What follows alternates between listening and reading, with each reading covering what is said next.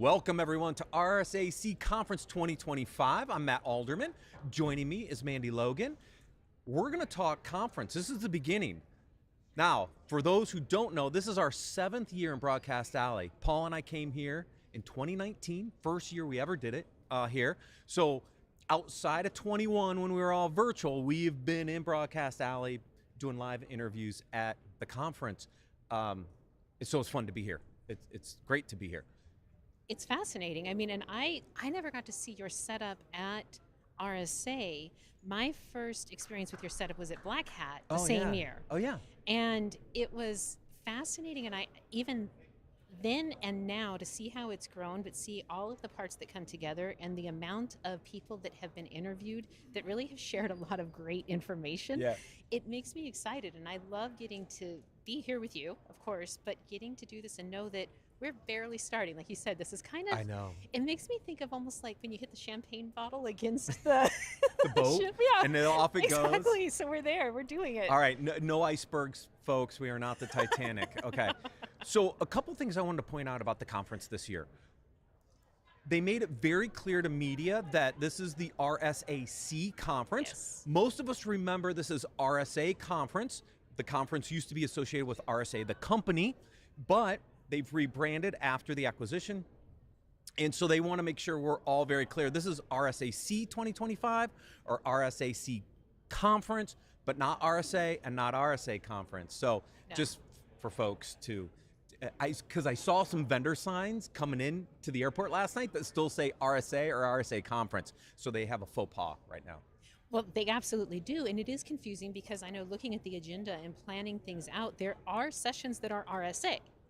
Oh, yeah, now, the company. with the company, right? Yeah. So it's nice to see the delineation and the branding, though. I did notice that it is becoming easier, I think, to see the RSA versus RSAC. Yeah. Now, do you have more insight on why it's RSAC or what other things are planned? Well, I mean, obviously you've got, the conference now stands on its own. Mm-hmm. It was spun out from RSA. It was always known as kind of RSAC. That's what we kind of called it, RSA conference, right? So I think they kept the C as part of that, but then made it very clear that it's RSAC conference, which is fine. They just announced the community, the membership, as part of the conference, right before the conference. So I signed up for the trial. They're going to give it away, I think, for 30 days free. I think there is a fee for it.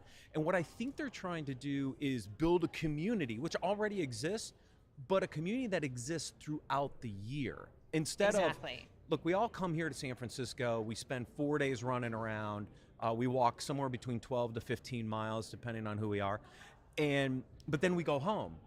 The community, the membership is, I think, meant to engage people all the time, throughout the year, and use that to drive more engagement, and I'm excited about it, because it's something I pitched to the conference team a couple years ago, that how do you get them, how do you engage with the audience when you're not at conference, right? And so that's a new announcement. I think that'll be interesting to see how many people, sign up for the trial and kind of where that goes. So do you feel like with this, now my understanding was the one RSAC, so really focusing in on community and it being on a global initiative to make sure that there was access. Now, in your opinion, do you think with having the RSAC community that it will allow more people from around the world who can't attend San Francisco to actually feel like they're diving in more? I hope so. I mean, I was on a flight last night with somebody from Helsinki. There hasn't been really an RSA conference in Europe for a while. Singapore still has one, I believe. I don't think the one in Abu Dhabi is going anymore, but it should allow for others to engage, even if they can't be here. Now, luckily, people are flying in for this event, which is good, but yeah, I hope so. Because I used to attend Abu Dhabi and Singapore on a regular basis for years, and it's great to see those events, and it's great to see people in those events learning and getting education, so hopefully this bridges the international gap as well. I agree. So are there other things for this conference in particular that you have your finger on, or what are you looking at? Well, so I look at this conference more from a business development perspective, right? I think about who's the new players on the block, what's the emerging technology. So I will tend to do things like go to Early Stage Expo, because I want to see all the new players. I want to see what they're doing. And we can talk about what I expect to see over there in a second. Then I go to the main floor, and I don't go to the main vendors except for to say hi to my friends, but I usually go to the outskirts, right? I go down the sides and along the back because I want to see the smaller players. I want to see who's emerging and what their capabilities are. Paul and I always talked about this. What's your differentiation? What's going to differentiate you as a security solution? So I want to go see those new startups and those new companies and see what they're doing. I'm an engineer, so I like the technology part of this. Now, you're a little different, though. I think you come for the education. I do. So coming more from the education, hacker world like this, to me, I guess approaching any conference like this, I look at the wealth of information that's from the individuals that are there, but also from the programs, everything that has been set up. And so I do, even though it's similar, like I absolutely zone in on new vendors, people who have not exhibited here before, those who are bringing something fresh to the table. That's where I always gravitate. But I also really like to look at things, since I get to be here in person, then I like looking at the things that I can't get the recordings for. Right, okay, right? yeah. So birds of a feather or learning labs or CTFs, and some of the, I think there's other little minor training sessions inside different booths that have piqued my interest. And so setting up an agenda to try to get Karim in all of those things. While you're also doing interviews for us. While also doing interviews, right. But it is fascinating, and I feel like getting to be here in person is, it's like a cavalcade of layered ability to learn all the time, plus get what is coming, what is happening. So, and with you being on the business development side, what are you thinking is going to be big this year? Yeah, so obviously artificial intelligence is going to be big. The question is from what angle, right? So I think we're going to see AI usage. So there I want to see how people are actually leveraging artificial intelligence to improve their product. I don't want to see a chatbot. I don't want to see a co-pilot. I want to see some advanced artificial intelligence stuff, because we're actually, the company I work for, Cybersecurity, today, we're building some advanced models, right? I want to see who's actually leveraging the advanced artificial intelligence stuff in their platforms to solve problems, and what problems are they solving with that. So that's one angle of AI that I think will be really interesting to kind of suss out while I'm here, is who's actually using something beyond just generative and LLMs, right? Because there are some other use cases out there that could really solve some interesting problems. So I want to go find that angle on AI. I think we're going to hear a lot about AI governance and security, how to protect the AI models. That was going to be my next thing. So, right, there's the side of actually getting to use more advanced AI and doing novel things like that. But then I am also intrigued on, like, what's the securing on the AI that's currently being deployed already. Yeah. Well, the last couple weeks on Business Security Weekly, we've been talking these topics. Okay. Like last week, we actually brought somebody on who went through ISO 42001 certification, which is the AI certification. Okay. So yes, that topic is going to be interesting, and there's supposedly going to be platform solutions out there that help you get through some of the controls around that to help you get certified. So I want to see from the security governance side who's out there. So that's AI is going to be a huge topic this week. We know it. We already see it in some of the interviews we're going to have this week. So that's a big one. There's a couple other ones I'm interested to see how they evolve. There's a big area around CTEM, continuous threat exposure management, this next evolution of vulnerability management. When I look at the existing vulnerability landscape, and I've worked for 2 of the 3 major players in that space, it's a little stale. What's CTEM gonna do, right? How is it gonna expand what some of the traditional vuln guys have done? Who else is emerging in the space to tackle what I believe is still the #1 challenge, is prioritization, right? No one's really solved the vulnerability prioritization nut yet. Like, no one's cracked that nut. So you just want to jump to, like, one of the most complex things. Like, but it's not. Okay, it could be, but it doesn't have to be. And so that's what I want to see. Like, is there actually, does CTEM actually solve that problem? Or are we just in a pipe dream that we've been in for 25 plus years, because I've been doing this for 25 plus years, right? So I want to see that evolution, right? I want to see what's going on in that space. There's a ton on application security. But wait, before you go on that, I want to say about prioritization. So off the cuff, when you think of, well, CTEM, the viability of it actually helping versus with prioritization versus the security team still having to do the prioritization. Can you give me a percentage of how you break it down? On what CTEM can do? Right. I don't think CTEM's doing a very good job yet. That's my Okay. challenge. So the prioritization is still That's falling still on the biggest problem. Right. So, and the reason I say this is, I think the reason CTEM currently can't solve this problem is because CTEM isn't broad enough to solve this problem. Now, there are some interesting vendors that are starting to approach this from the right direction, I think can solve the problem. It's a contextual problem. The vuln management vendors, core vuln management vendors know the vulnerabilities, they know the device, but they don't necessarily know your control posture, your risk posture, your asset criticality posture. Those components actually should be helping drive prioritization.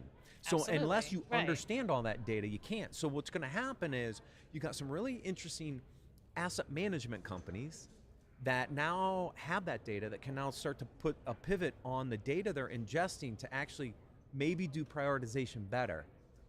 Okay, but still ranking based on the overall the know-how of the team. It would still have to come not from necessarily. the It security? doesn't have to. If you have the asset data, you have the classification of that asset data, you understand the control environment, you understand what risks you're trying to mitigate, and you overlay that with threat and vuln data, now I think you can get closer to that. Okay. But I don't think there's many doing that. So I want to see. I want to Fair. see who's trying to do it. So let's move into application security. What were you going to say there? Oh, there's a ton of application security stuff. I Okay. think the Wiz acquisition by Google. Well, that blew everybody back. Well, I mean, look, we covered this on the podcast. When they turned down the first offer, I'm like, guys, that was a really, really big number. I track the market. We do the security money segment once a quarter. You know, the original 23 billion is big, right? 32 billion is even bigger, right? And so that's a huge exit for that team. But now I'm starting to see a lot of other activity. So application security is still a hot market. But I want to see what's the next evolution of this. It can't be just the next software composition analysis product, can't be just the next static analysis. Like, where's the next evolution of this? So I do want to see some of that as well. And with the next, I fully agree. And I guess my mindset comes back to that, well, it's basic. We're going to have applications increasing Yes. exponentially forever. Just Yes. as with We're digitized bots, now. you know, as with agents on our internet traffic and everything being non-human. This is what we are going for. So what I hear that's refreshing is I think you're looking at application security, trying to look at, well, then what do we do that actually encompasses where this is going in 10, 12, 15 years, not what we are already battling. Doing. Yeah. And how do we integrate all that together? Right. Because a bunch of point solutions don't scale in the space. And so when we look at the market pressures, what's going on in the market right now, and we're seeing the pressures from a consolidation perspective, who's the platform? Wiz is a really good platform. How's it going to expand? Who else is going to collapse these capabilities into a holistic platform that you can manage your end-to-end application security? Really interesting areas because, again, a bunch of point solutions, hard to scale, Right. but if somebody's building out these capabilities that bring it together, that could be really interesting. Fair. Now, before we wrap up, I want to go back because we were talking about AI, and there's the DARPA AIXCC, which is AI. Wait, what does that actually stand for? I don't forgot. remember the XCC part. I don't know, but it has to do a 2-year competition that's gone on for firms looking to secure a city that DARPA created, and looking at what are the singularly most impressive companies and individuals that are coming forth with ideas on where AI is going and how it's going to relate to critical infrastructure. And we're now almost at the end of the 2 years. So at DEF CON in August, we'll have the actual culmination of this 2-year event and get to see the $29.5 million where it gets allocated. Put out, where it gets allocated to the best and brightest in this space. And I have such a soft spot for critical infrastructure and for DARPA and for everything that they are doing. This, I've got to say, is one of my key exciting things, especially for today, because I get to go to it today, so I'm thrilled on that. Awesome. The best AI poster I saw coming in is Airbnb. It says A, EYE, and it's a picture of a house that looks like an eye, and it said something like model design or something like that. I thought that was kind of a cute billboard. Yeah, anyways. Oh, that's good. All right, folks, we've begun. We are getting close to starting our interviews. Hang tight. We'll be back with more interviews.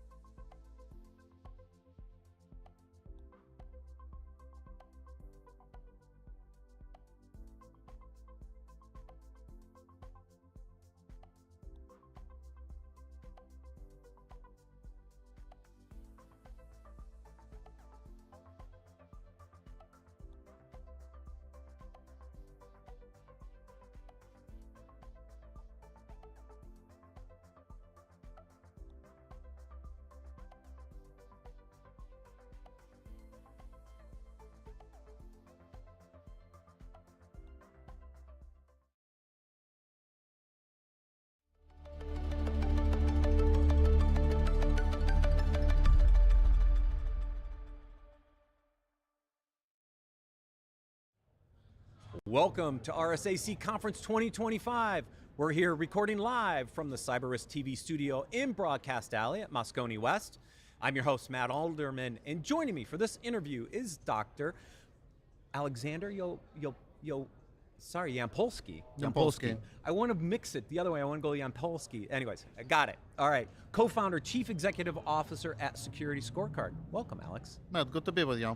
So we're going to talk supply chain detection and response. But before we get into the topic, is supply chain a subset of vendor risk management, or do you equate them the same? I have a lot of experience on the third-party risk management side. Do you differentiate the difference between a third party and a supplier? Do you look at them the same? How would you describe that? Well, a third party could be a different type of, Right. there could be different type of relationships. You could be a supplier to a company, Right. You could be a subsidiary, you could be an M&A target, an investment. So I think a third party encompasses a whole set of business relationships, and being a supplier is one of them. Correct. So when we talk about supply chain in the terminology from a security scorecard perspective, are you just looking at the supplier side of this, or are you also looking at the other vendor relationship side? We're as looking well? at any Okay, relationship. everything. Yeah. Perfect. Okay. So as I said before this, so I used to run third-party vendor risk management program at a bank, large bank, back in '04, and managed 70,000 vendors. And I remember the process, right? Of you send them a questionnaire, you get the answers back, and it just didn't scale very, very well. What I think you guys have done is very interesting in that you take data from the outside and use that as part of a gauge to assess a vendor. So when you think about that data, what I'm really interested in is how does that then lead to a detection and response capability? Yeah, so if you think about third-party risk management space, it went through a set of evolutionary changes. If you rewind the clock to 12, 13 years ago, what companies used to do when they deal with third-party relationships is either they do nothing, they pretend the problem doesn't exist, Right. or they send they just send a pen and paper questionnaire Yeah. and ask you, do you have multi-factor authentication like you've Yes, done? right. Show me your controls, can you show me your SOC 2 policy? So it was a check-the-box compliance-driven exercise. The next stage of evolution was what we introduced, and some other companies introduced with security ratings, Right. where you had objective, trusted KPIs of how you could use to prioritize and stack rank out of 10,000 suppliers you have. What are the 10% that you need to look more closely? Right. What are the 10% that you just fast track the process because they have a good security hygiene, and somewhere in the middle you decide what to do. So that was the next evolution because you introduced metric-driven scientific approach. Right. What we observed, as the space took shape, is a lot of companies still don't know how to build scalable programs. They do a fairly good job figuring out who their suppliers are. Then, thanks to different type of inventions like security ratings and other techniques, they do a fairly good job stack ranking the vendors and figuring out what the risk is. The country risk, the financial risk, the security risk.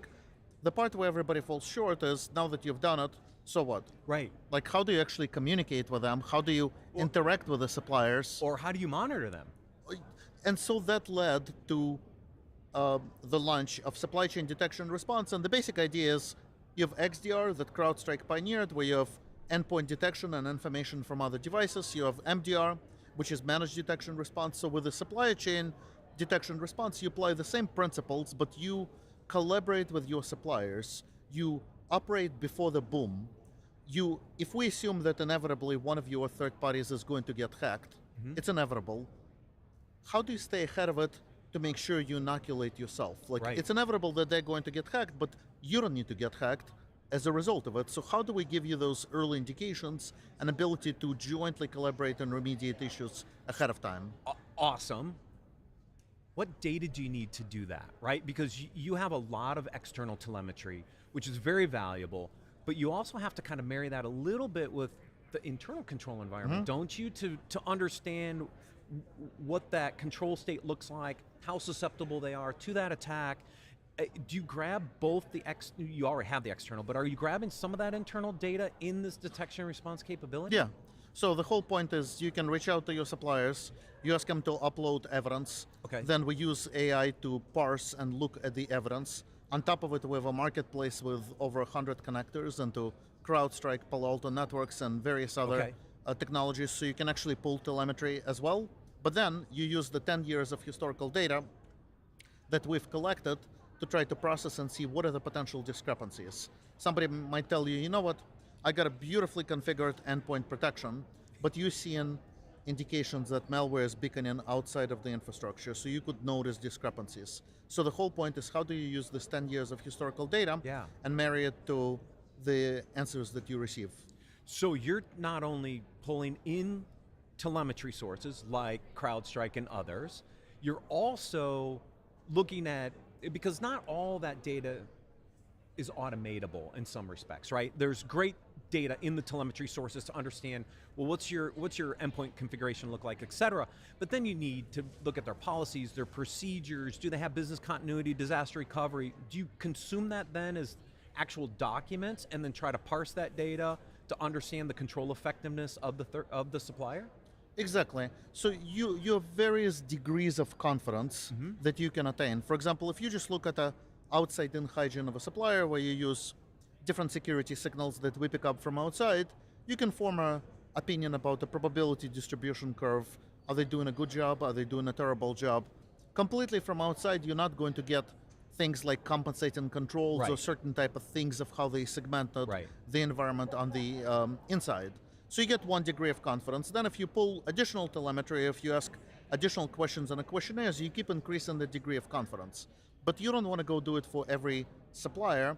You want to do it only for your most critical suppliers. And for everybody else, you need some type of a quick litmus test to just get alerted and have automation. If somebody has a malware or the score drops, then you want to get alerted and have automation telling you those type of things. So that's where I want to go next from a detection response perspective, because the way the programs used to work, and my guess is most programs still work this way, you go out, you assess your high-risk vendors, and then you get the results back. Maybe you put in some remediation projects to track them, and then you don't touch them for another year.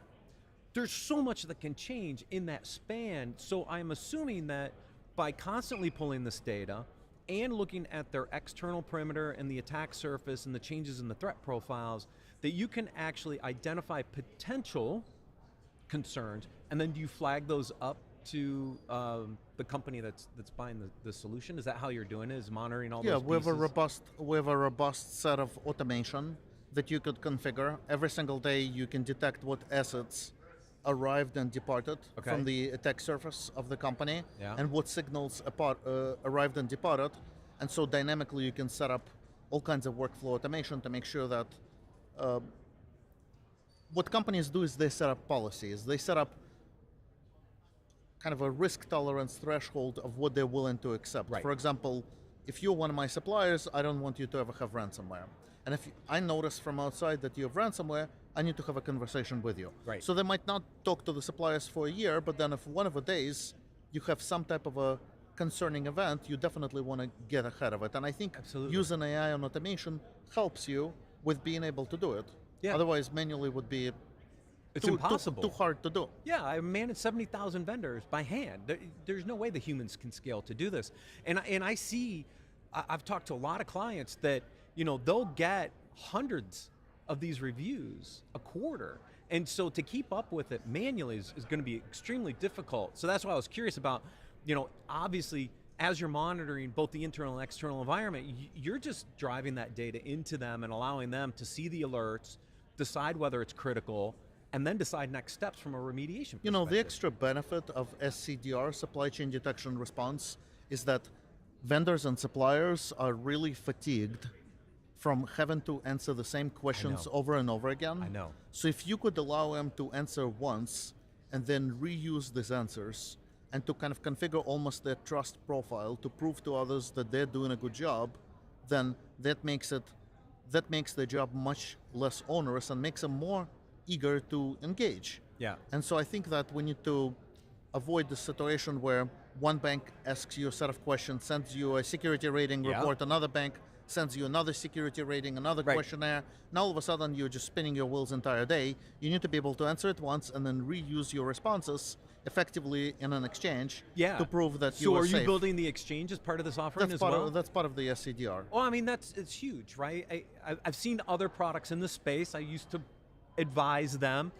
The ability to create an exchange where I can truly provide my controls in once for multiple companies to use has a huge advantage. I've just not really seen it get a lot of traction, adoption over the past 15 plus years. You gotta make it easy. Yeah. Because in the past, I think companies had to answer very big questionnaires, hundreds of questions to get on the exchange. The SIG, 1,400 exactly, plus and questions. so the bar to get on the exchange was too high. Yeah. You need to make it easy. There you go. So if you make it easy, you get that data in there, now you can exchange it. Now, new suppliers and new, I call them vendors for lack of a better term, the banks or the buyers on the other side, you can now start to streamline the process to onboard a new vendor, but also then manage that vendor over their life cycle. You know, the other part I think that we need to do as a security industry, we need to get internal teams of in cybersecurity communicating to each other. So a lot of the time, the TPRM, third-party risk team, is not really working together with the SOC. Right. Which is strange. We need to bring the SOC and the TPRM together and give them a tools so that it's not just a check-the-box exercise by TPRM team, but also they collaborate with the SOC to actually reduce the risk in your supply chain system, and we're not seeing this happening I enough. know. Well, it's actually a little more complex than that. I've seen configurations where you have a threat team, a vulnerability team, a SOC, the compliance team, the TPRM team might be under the compliance team. You could have 3 or 4 different teams not communicating and sharing the data back and forth. A platform like this could start to do that. I'm curious, then how does this, the other interface obviously is the procurement side of the house. How do you see procurement's usage of a supply chain detection and response tool? Because a lot of the times the vendor process starts on the procurement side and then kind of trickles through what we would call traditional third-party risk management approach. Do you see the procurement side leveraging a product like this to help them manage those contracts? Yeah, we see it quite often, but also, you know, you could just integrate with SAP Ariba or Coupa, and you pull the triggers when a new contract is added or a new supplier is added. That should just trigger automatic set of actions in terms of a risk assessment that needs to happen. Right. We need to see this more of this automation and integration into procurement side of the house as well. Right. Yeah. Well, it sounds like a very And you know, the interesting interesting part is, a lot of the time it's shocking, but you talk to a lot of big companies, they don't even know who their suppliers are. product. I know. You might ask them, well, wait a sec, you're paying them money, that's your supplier. Right. How could you not know who your suppliers are? But you got lots of disjointed silos where these companies are identified using different identifiers. There's also a big question about the data normalization and unify and all that stuff, and knowing who to contact. I know. And that's why I think SCDR is very important, because a lot of the time, companies don't even know who to talk to if there's a vulnerability in a supplier. And so we need to give them this communication layer. So back in the day, I used to have to go to the general ledger to figure out the vendors, because I had to look for the payments, and who was making the payments and which accounts were they coming for, otherwise I couldn't figure out that relationship. Yeah, it's very challenging still to this day. Alex, thank you very much. Thank you. With that, if anybody's interested in learning more, please visit securityweekly.com/SecurityScorecard RSAC. Stay tuned, we got more interviews coming up.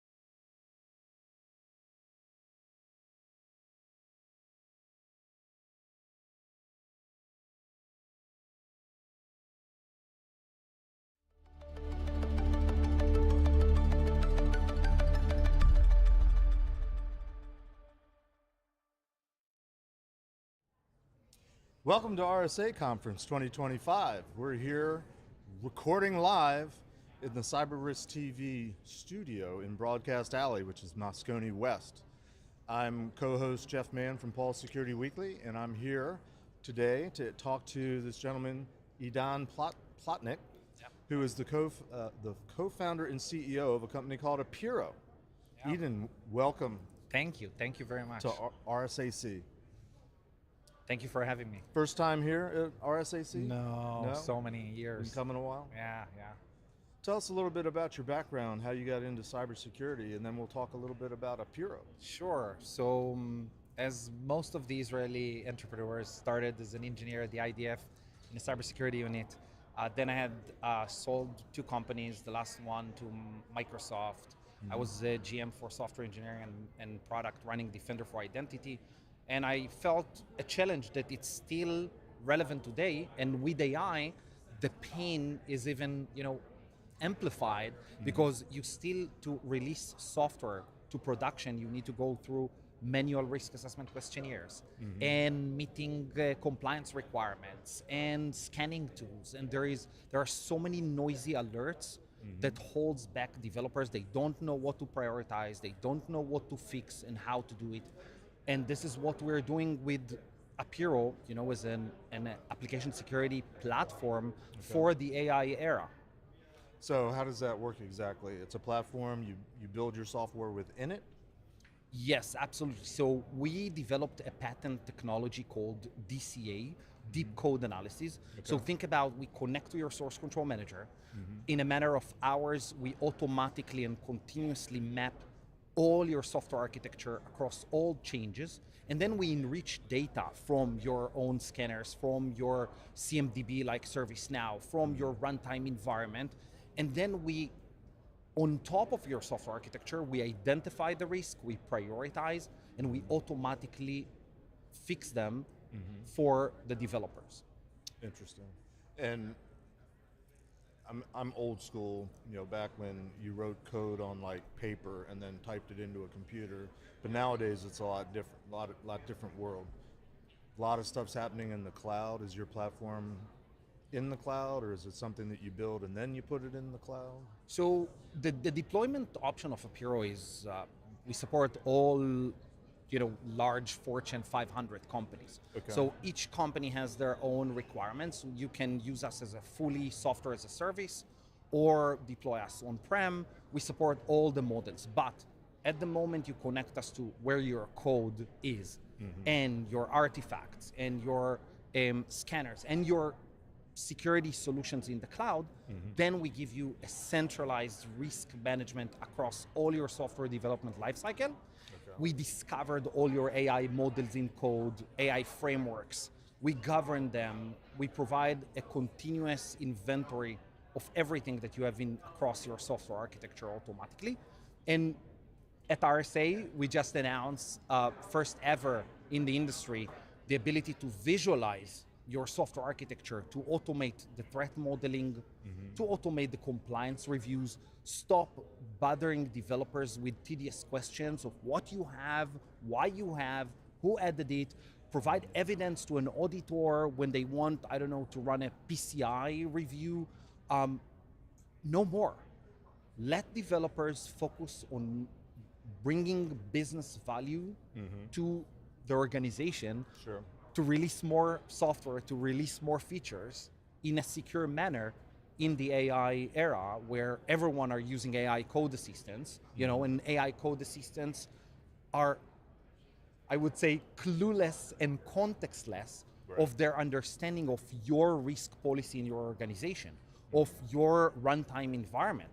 So we take all this context and we enrich the AI code assistants to understand how to help developers write code that is relevant to their organizational policy and fix only vulnerabilities that has an impact, like with high impact and high likelihood on their relevant environment.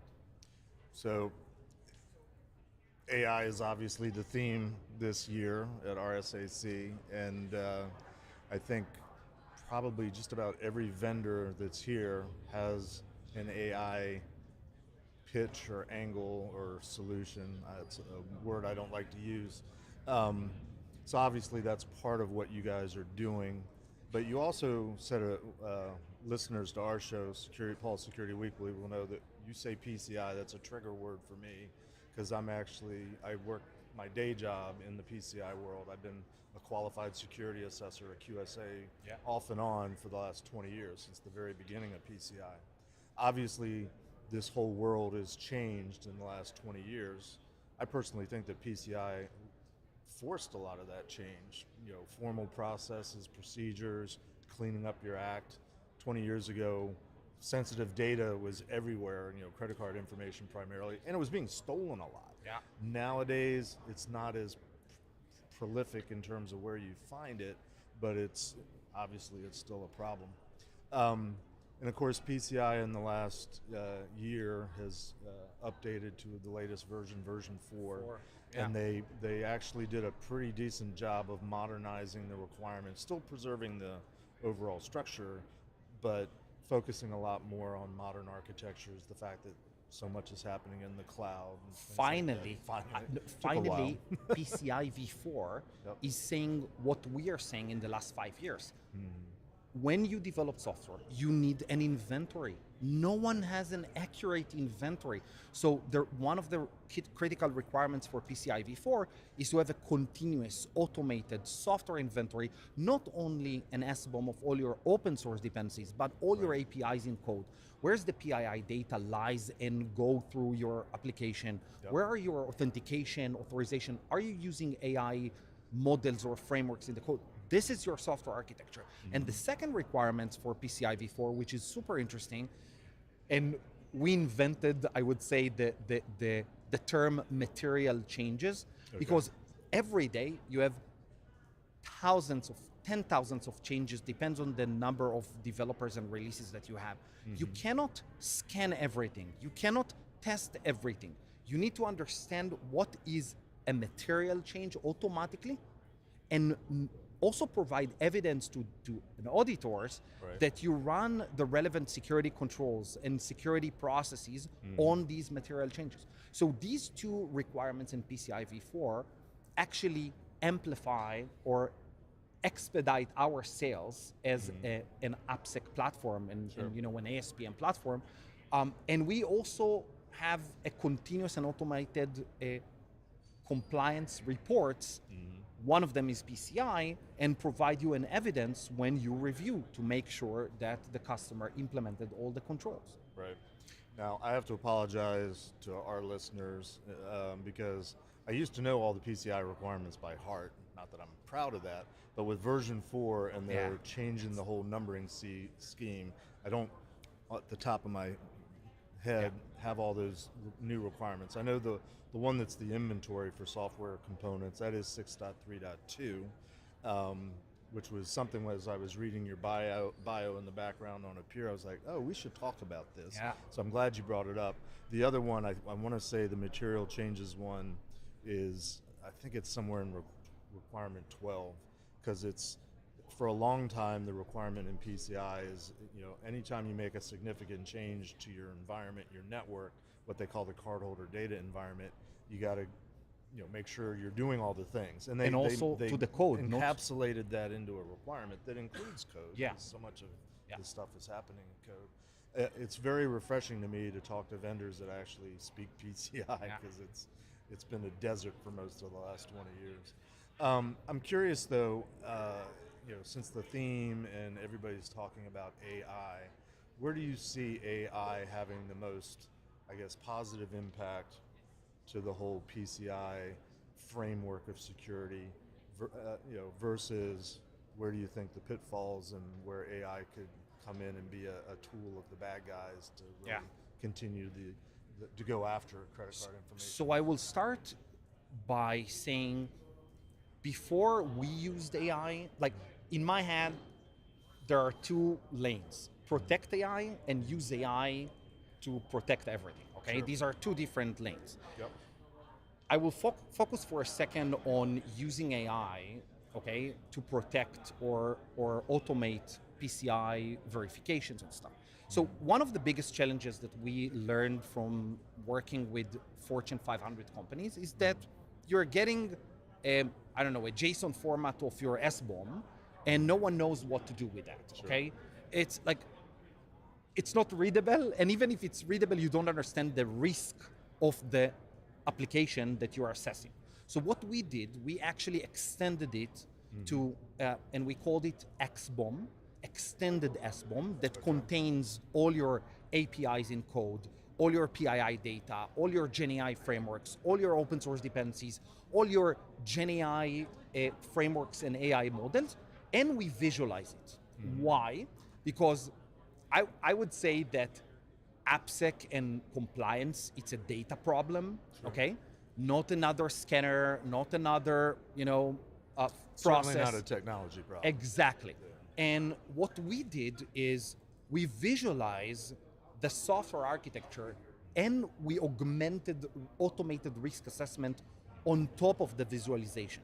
So when you go into an assessment, you can actually see it in your own eye and you don't need to go over JSON files, and you understand the threats, you understand the risks in a matter of minutes and not weeks or months of assessments. Right. And it's, by the way, it's continuous. So AI allowed us to analyze code, analyze your policies, your risk policies, analyze the frameworks and the requirements, and analyze runtime data and say, oh, just a second, you have this violation, but in runtime you have a compensating control, then it's okay. So AI allowed us to analyze a lot of data, stitch it together on a graph, okay? Gotcha. Okay? Understand. So that's the visualization. It's a schematic. Exactly. But you can go to our. But you're seeing the dependencies. Exactly. And Then right. you can understand risk in a continuous and automated manner without asking tedious questions. And even if you ask questions, think about this. It's changing. Your software architecture changes on every minute, every code commit, every deployment, every configuration change. You cannot keep up the pace. And even if you check the box on compliance based on interviews or self-attestation processes, 5 minutes later, it's not relevant and you have a breach of compliance for PCI. Right. So that's it. We are changing this industry with AI. The clients that I have that have to do PCI, and in general, a lot of companies are balking at the new requirements because they require work and they require careful planning and thinking. And you're going to make us do something that's going to find issues that we have to do something with. That's not what anybody wants. Absolutely. It seems. But I want to just quickly say something on the second lane, which is protecting the usage of AI in your software, okay? So think about developers like 3 years ago, 4 years ago, when open source was a huge pain. Everyone used more and more and more open source packages in your software and they were vulnerable. Same thing for AI. Now the developers are using more and more frameworks, more and more models. The attack surface expanded. So using our deep code analysis technology, we inventory everything that you have in an automatic manner at the moment the developer is actually using it. And then we govern it with our risk engine, and we can block you from getting to production early in the development lifecycle and say, hey, you are using a model or a framework that is violating our organizational policy. Stop, and this is the thing that you need to do to overcome this violation in our enterprise. That's great. Unfortunately, we're sort of out of time. It sounds like we could talk shop all day. I'm excited to see your enthusiasm and again, the fact that you're on top of and aware of the PCI requirements, which is, it's new in version 4, really. The vendors are all of a sudden sitting up and saying, hey, we do that. But it's all we have time for today. I want to thank you. Thank you very Idan Plotnik from Apiiro. If you want to learn more about Apiiro, go to securityweekly.com/Apiiro. That's APIIRO, and then tack RSAC at the end of it. and you will get more information. So again, Idan, thank you for the Thank time. you very and much thank for you having the me. conversation.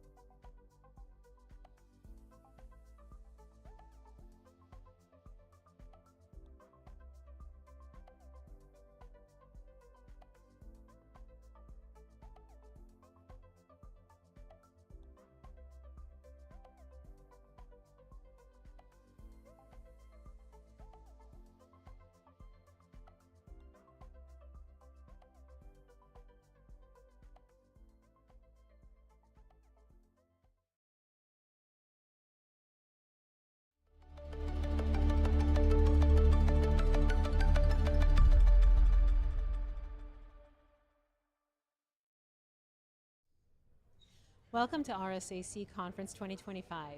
We're here recording live from the CyberRiskTV Studio in Broadcast Alley at Moscone West.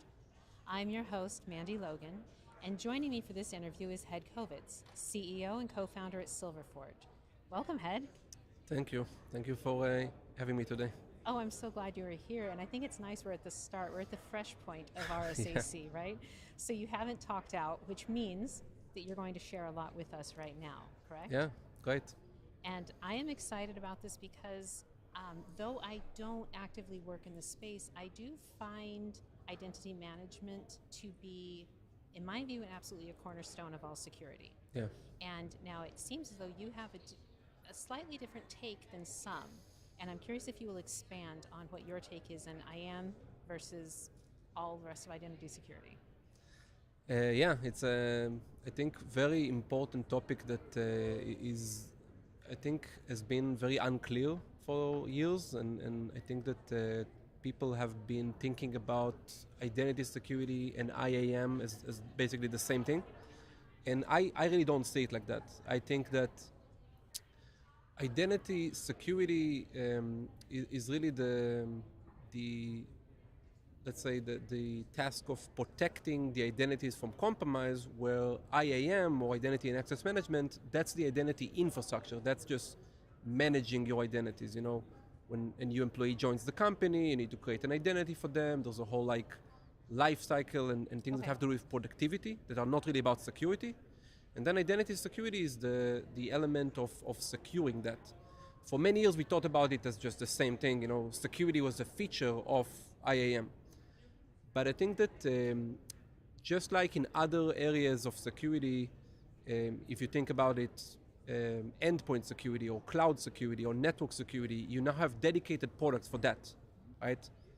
Securing the cloud, for example, is no longer just a feature that you get from the cloud provider. You buy a platform that does cloud security.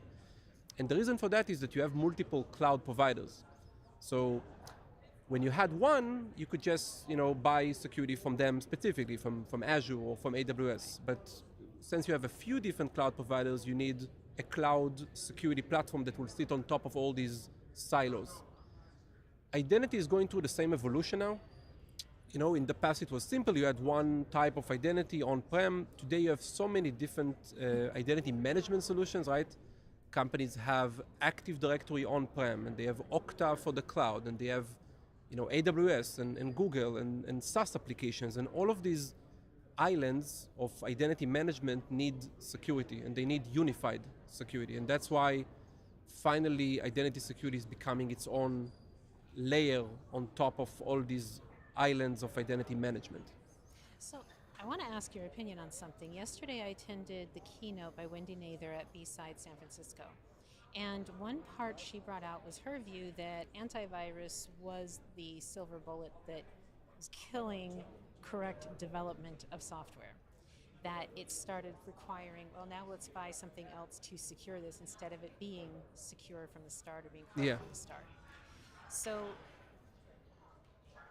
I am curious on your take with that. Do you feel like it is ever going to be possible for identity security to actually be completely handled within either the software or the infrastructure that was currently there, or will it always be something that requires an external point?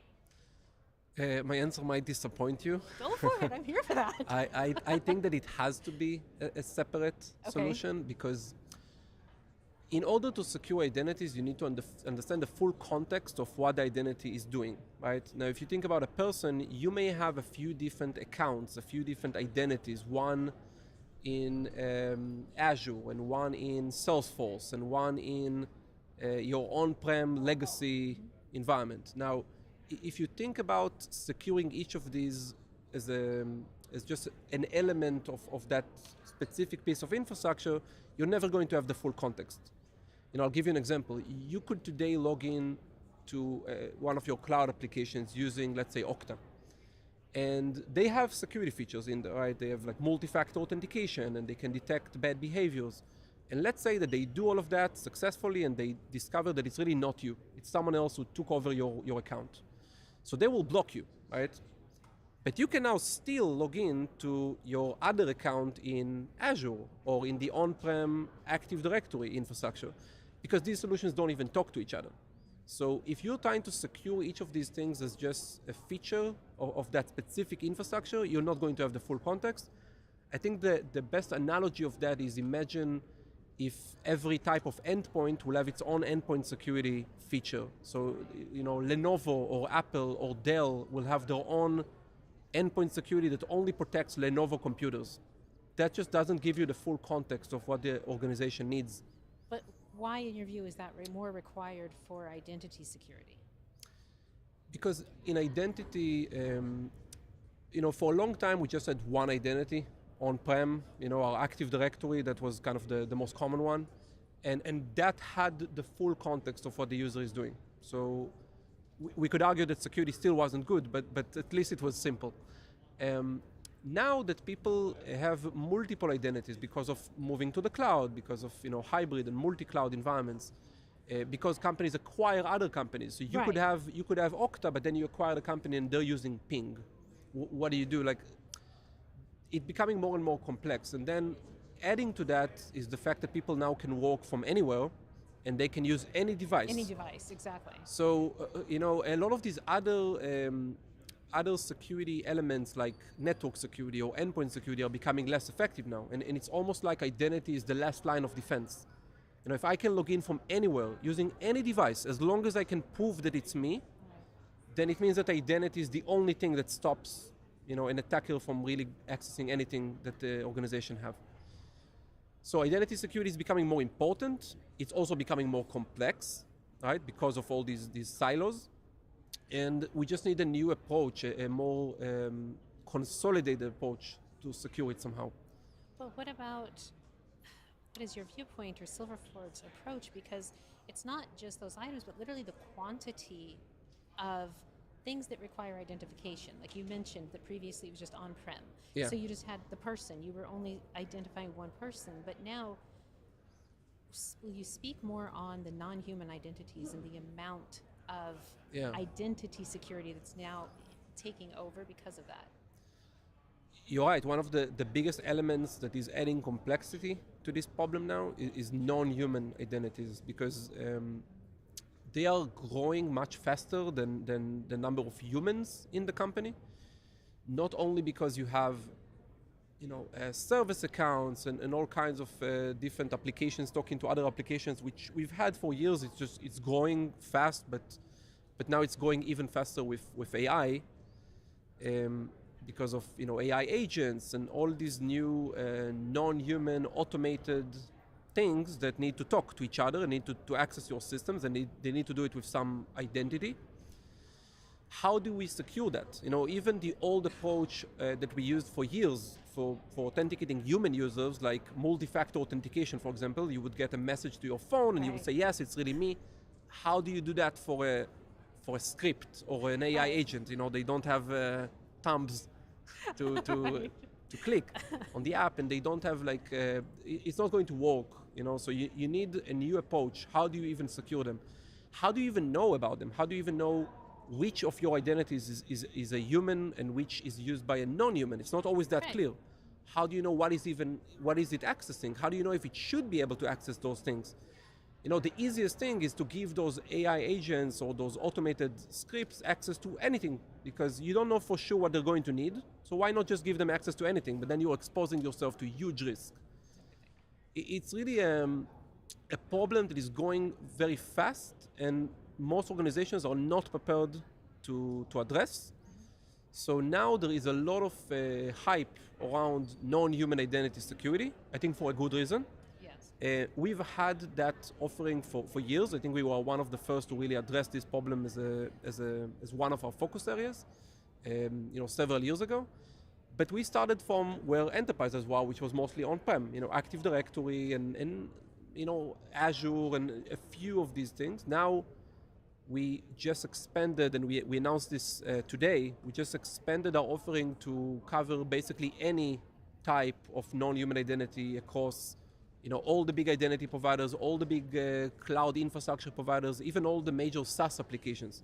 So even if you have somebody created an account specifically within Salesforce or within GitHub, we can protect those too, even if they're not under some kind of centralized managed identity like an Okta or an Entra. Really? Yeah, we can connect directly to these SaaS applications and find all those non-human identities and secure them. But even the legacy ones, which I think is even more complex, like the Active Directory service accounts, which nobody could effectively secure, we found a way to do that also. So it's really an end-to-end solution for all of these non-human identities. And what is that called?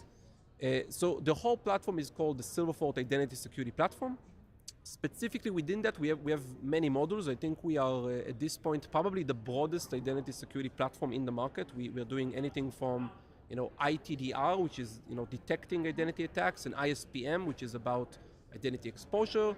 We enable multi-factor authentication. We protect privilege access. We protect non-human identities, which is this module.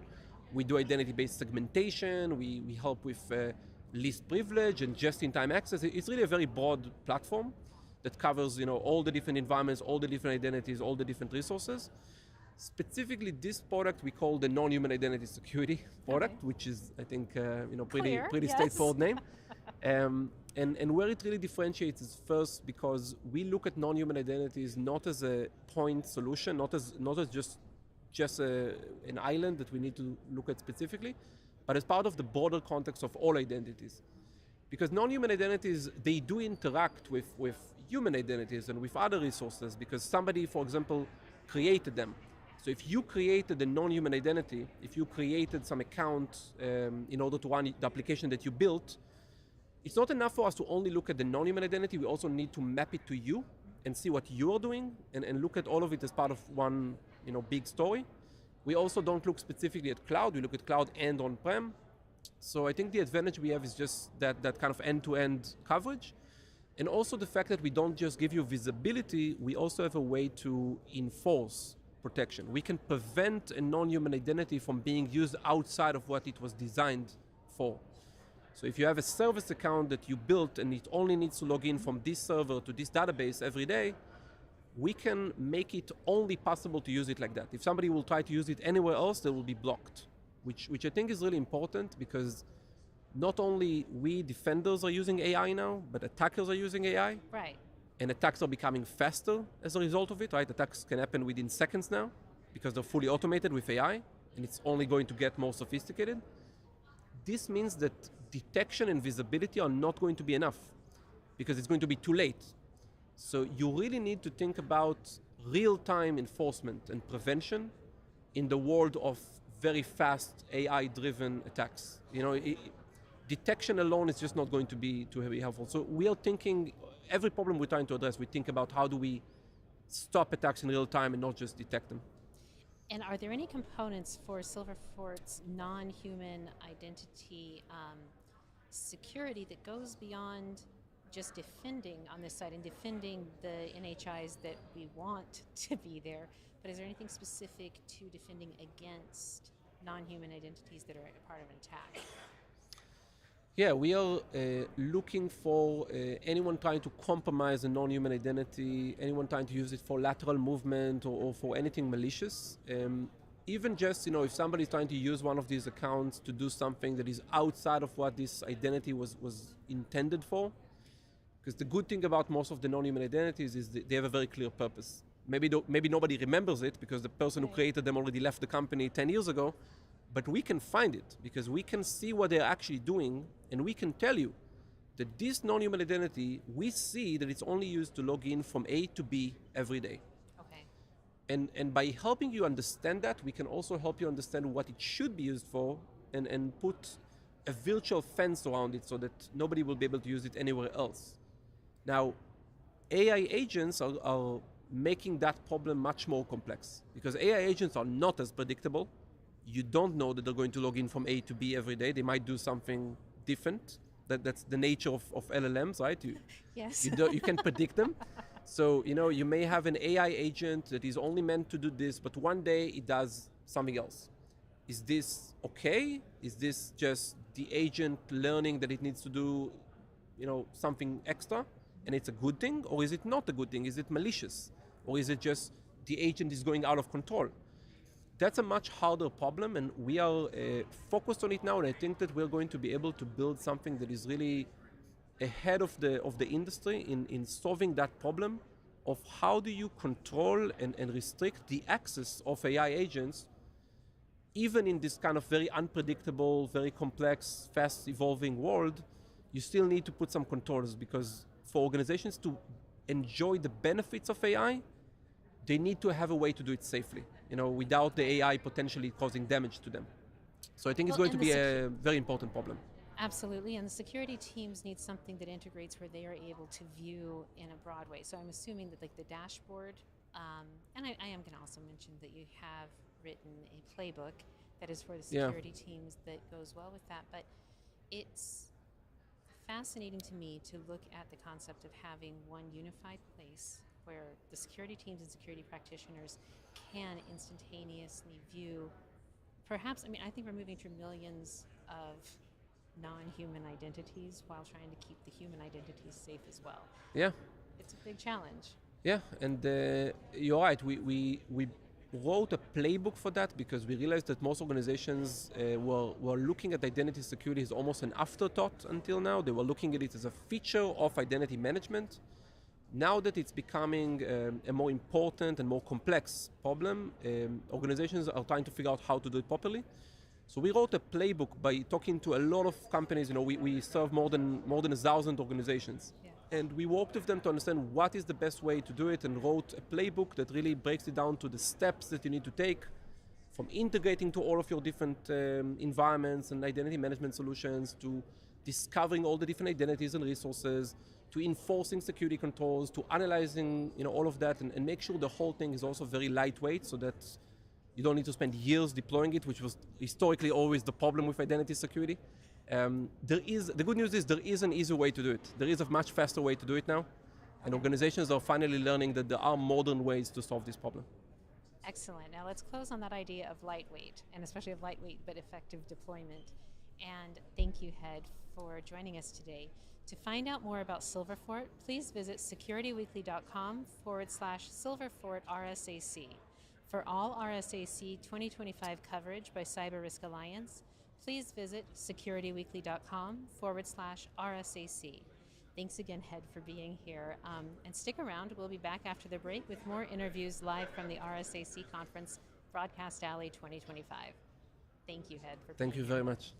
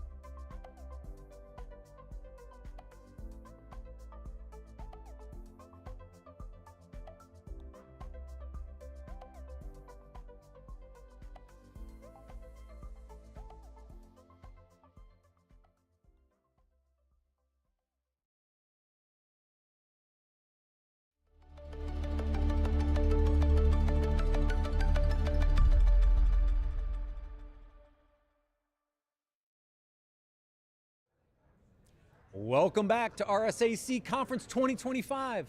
We're here recording live from the CyberRiskTV Studio in Broadcast Alley at Moscone West. I'm your host, Matt Alderman, and joining me for this interview is Vishal Gupta, CEO at Seclor. Welcome, Vishal. Thanks a lot, Matt, for having me.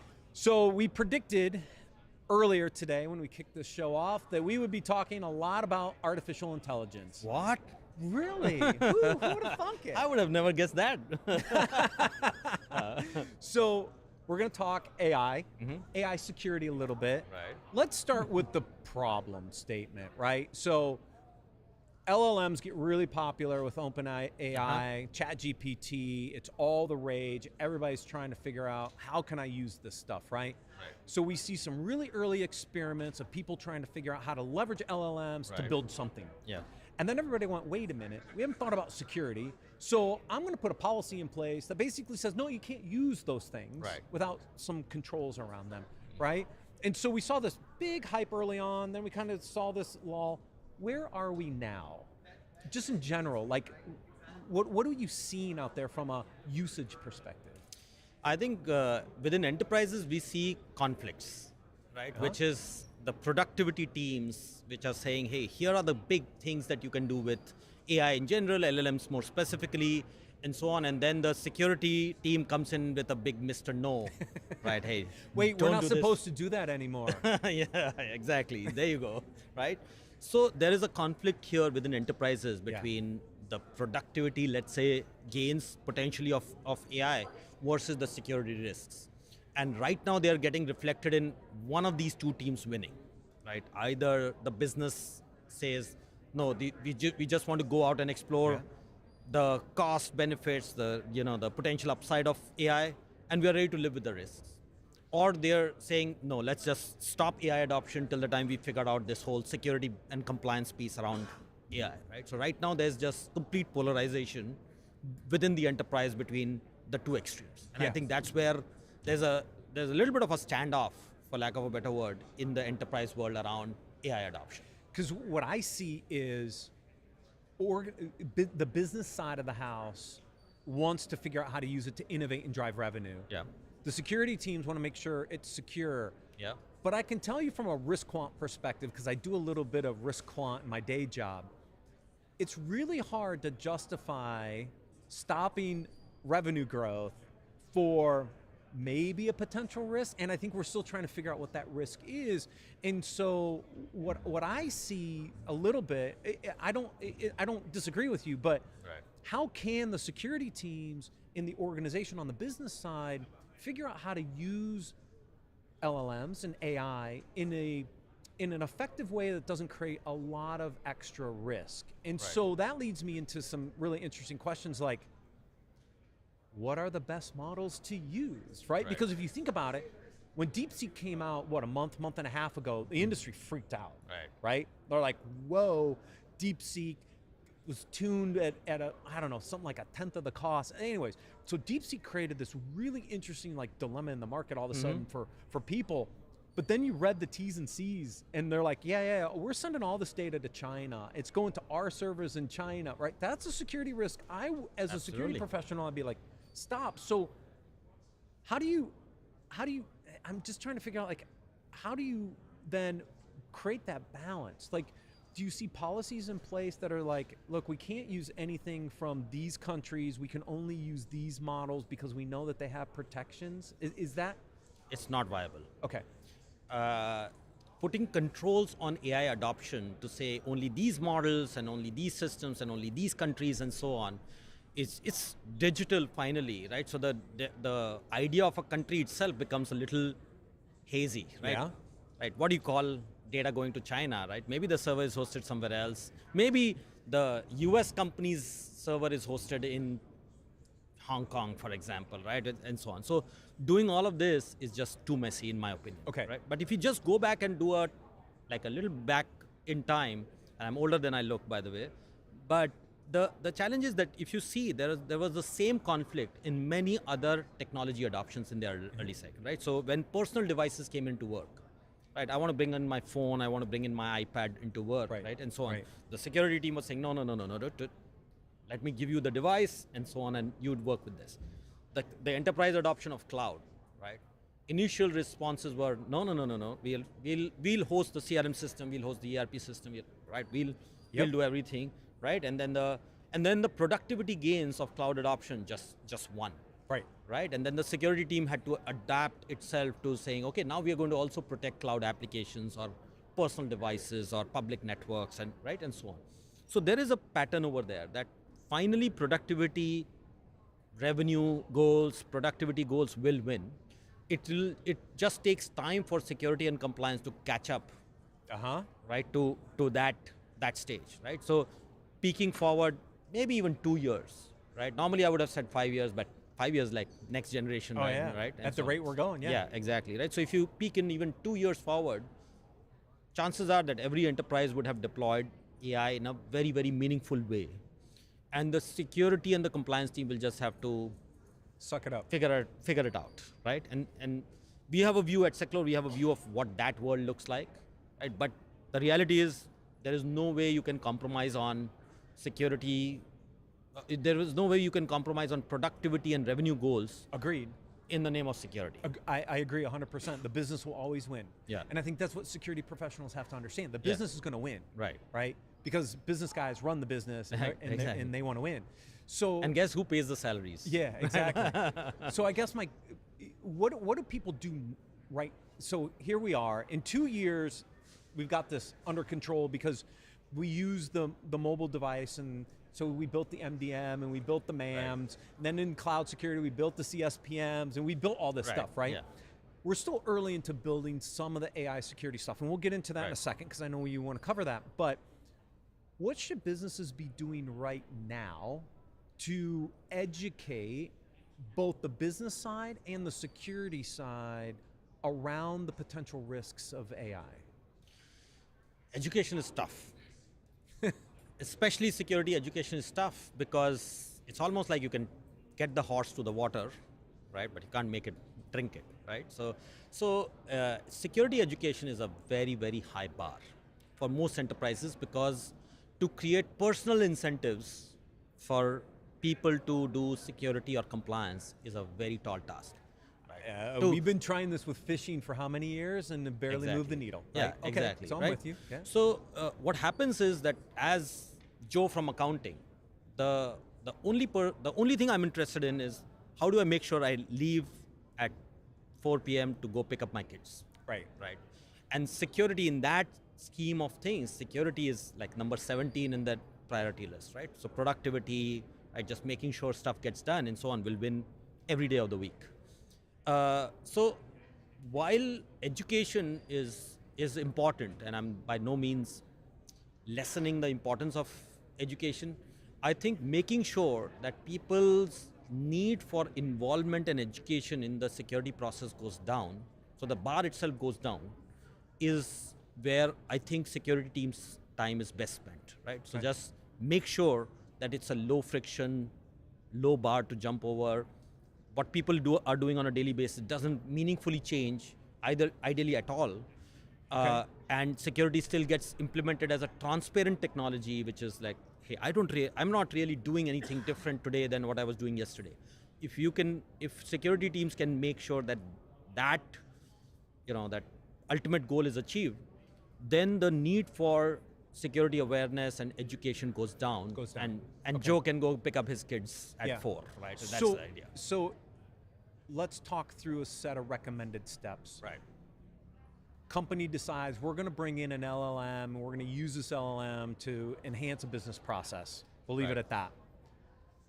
Security is not going to have the ability to say no, per se. Yep. So what does the security team look at to try to secure with low friction that allows the business to bring that into the environment? Where do they start? What are the things what are the basic things they can do to start to build a set of security controls that will help to start to protect the environment? Yep.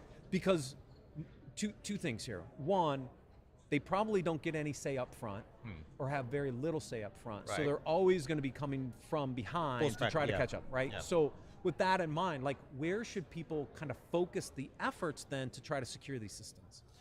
I think the first thing that I would advise security leaders, and I know you you cover communication and those kind of things, is to go from Mr. No to Mr. Yes.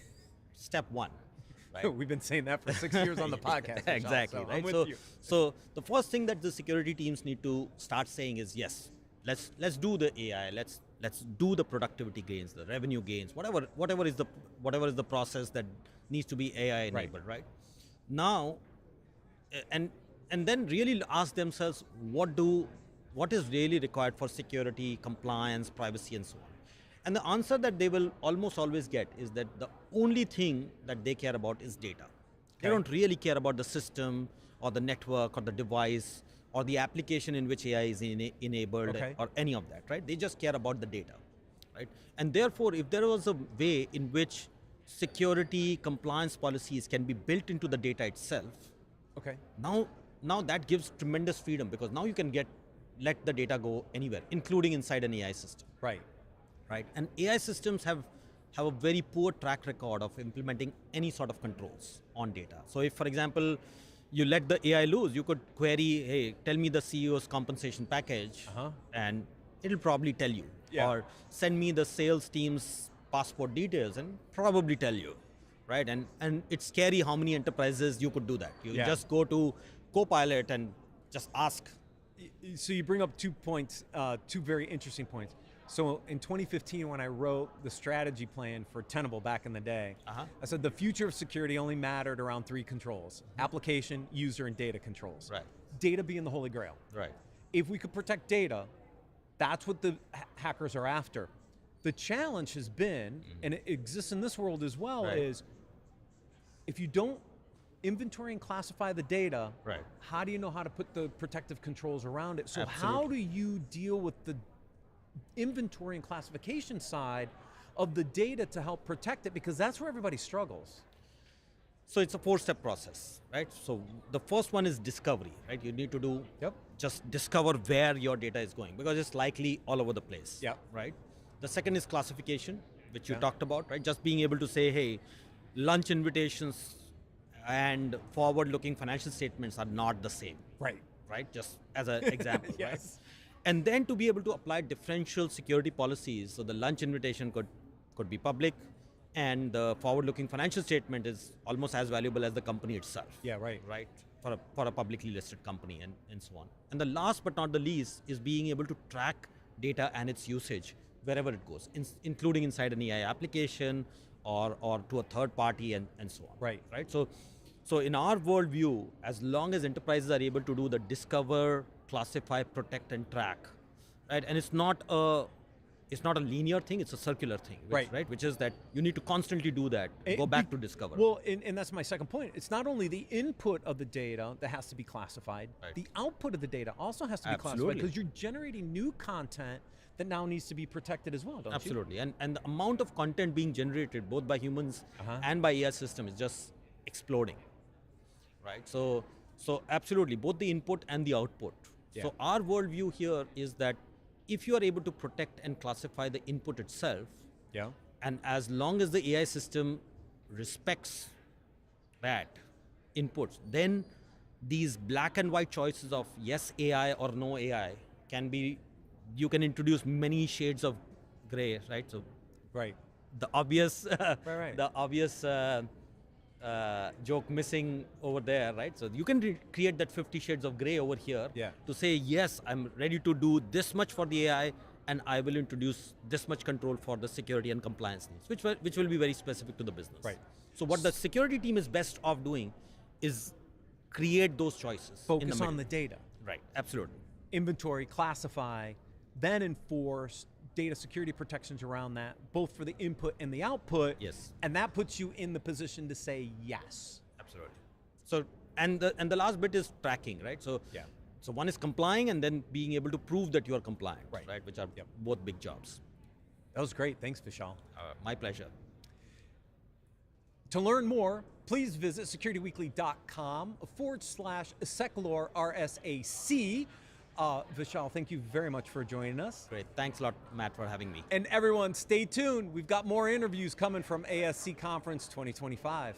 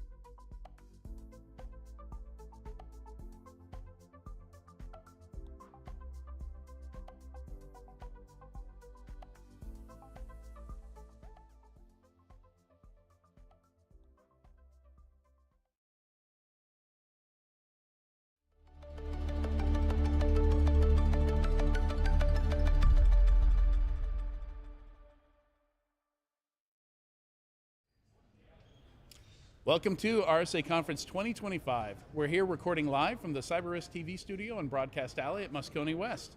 I'm your host, Adrian Sanabria, and joining me for this interview is Mr. Alex Pinto, Associate Director of Threat Intelligence at Verizon Business. Welcome, Alex. Hi, thank you, Adrian. It's nice to be here. Lovely to be here with you. One of my favorite topics. I am like a kid on Christmas when the DBIR comes out, and there have been times when I stay up late. I want to be one of the first to get out a blog post.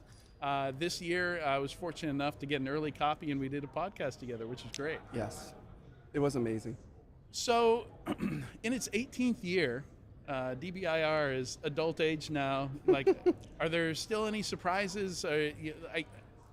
I'm curious about people's expectations when it comes out. Like, some people have preformed notions of what they're going to find in the report.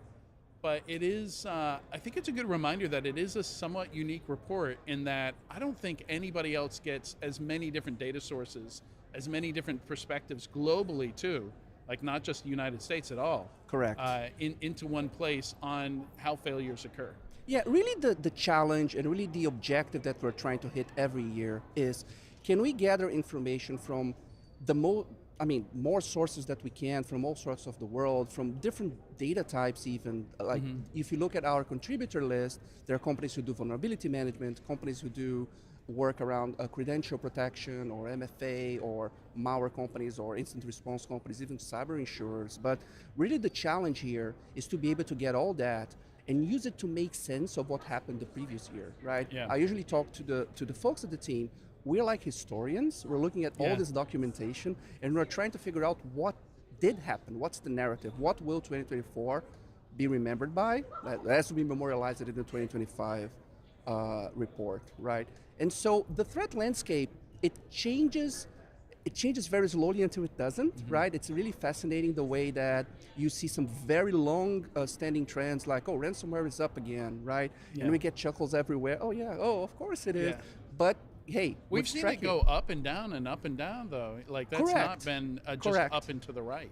Correct, but it hasn't quite broken the trend yet. Yeah. Right, and even I remember in 2018, right, I wasn't even a part of the team yet, but I do remember this anecdote where we kept reporting on ransomware and said, oh no, we think this is going to be big because of the way it is structured, because of the way it's easy to monetize. It's very flexible. Right? Yeah. And at the time, a lot of the other reports were like, nah, this is a flash in the pan. Really? Crypto mining is the thing now, which is going to, hey. How'd that pan out? Well, this is why we say we're not in the prediction, right? We are in the history business, right? But, you can kind of see where things are going, and it becomes very easy to understand, oh, this is kind of mimicking the trajectory of this specific things that already happened, and so we should expect to see more of those. Yeah.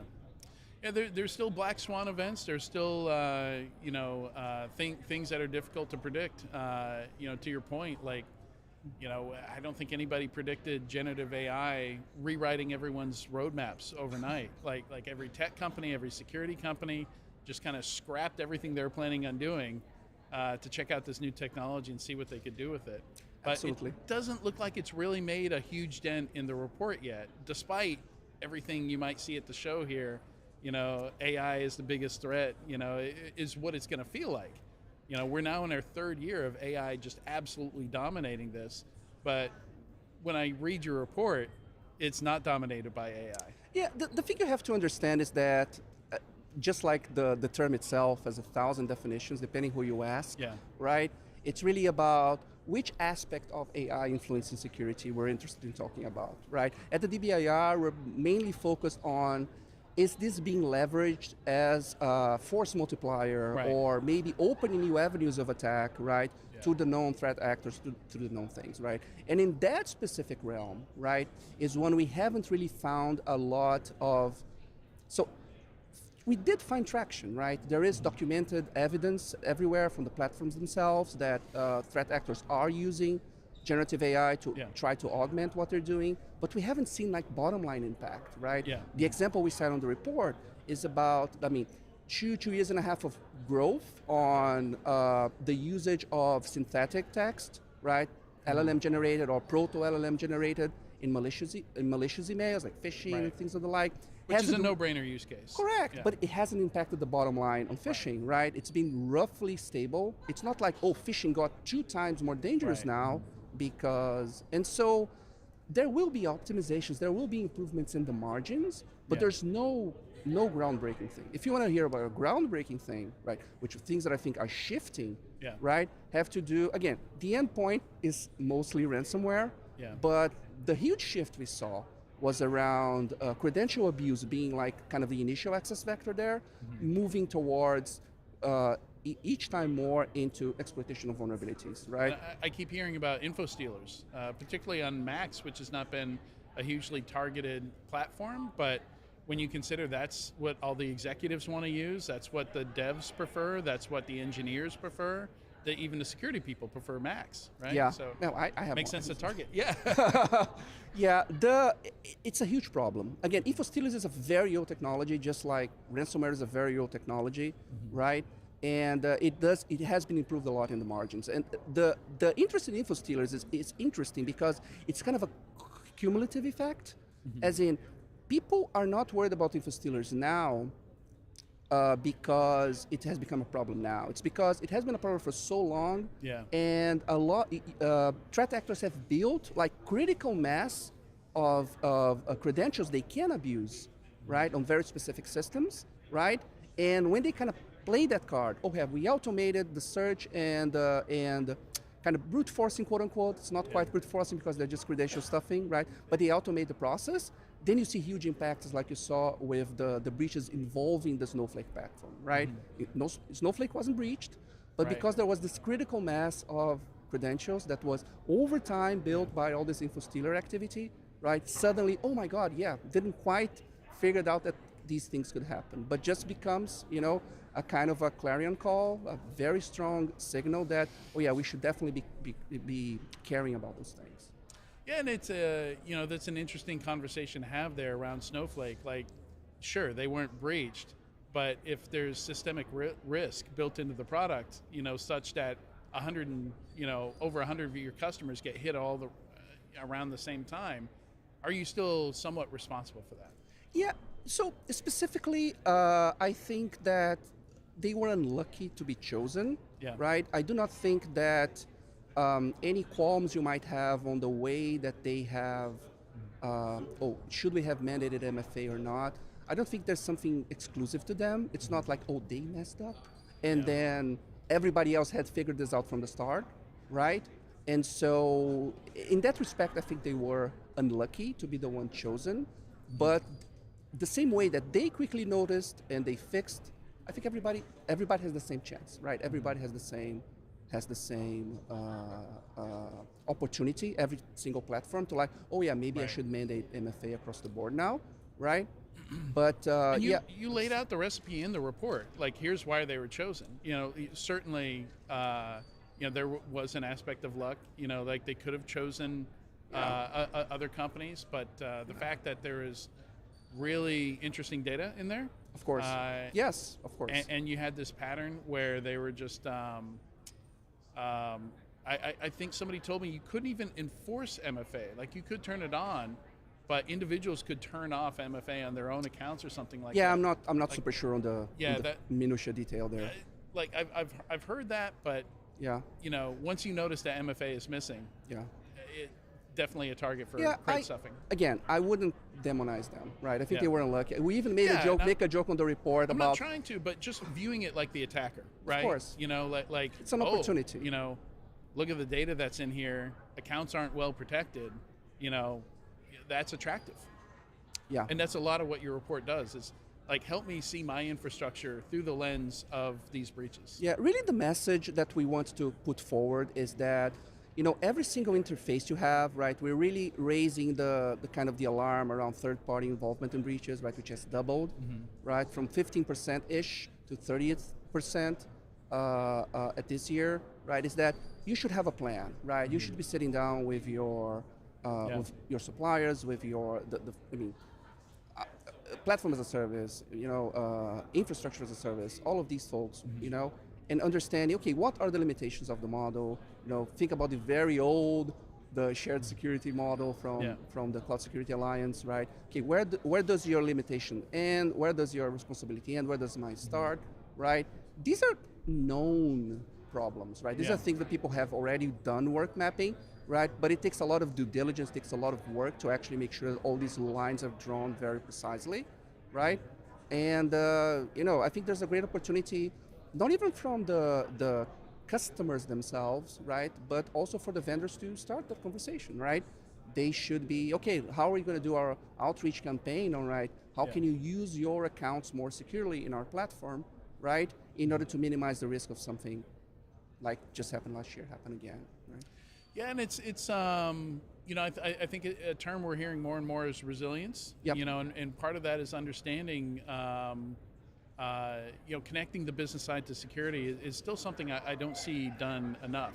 So you're talking about shared responsibility model being old, even older, a BIA, a business impact analysis. Yes. What does the business care about? What are they dependent on? What is the, what are the different tiers?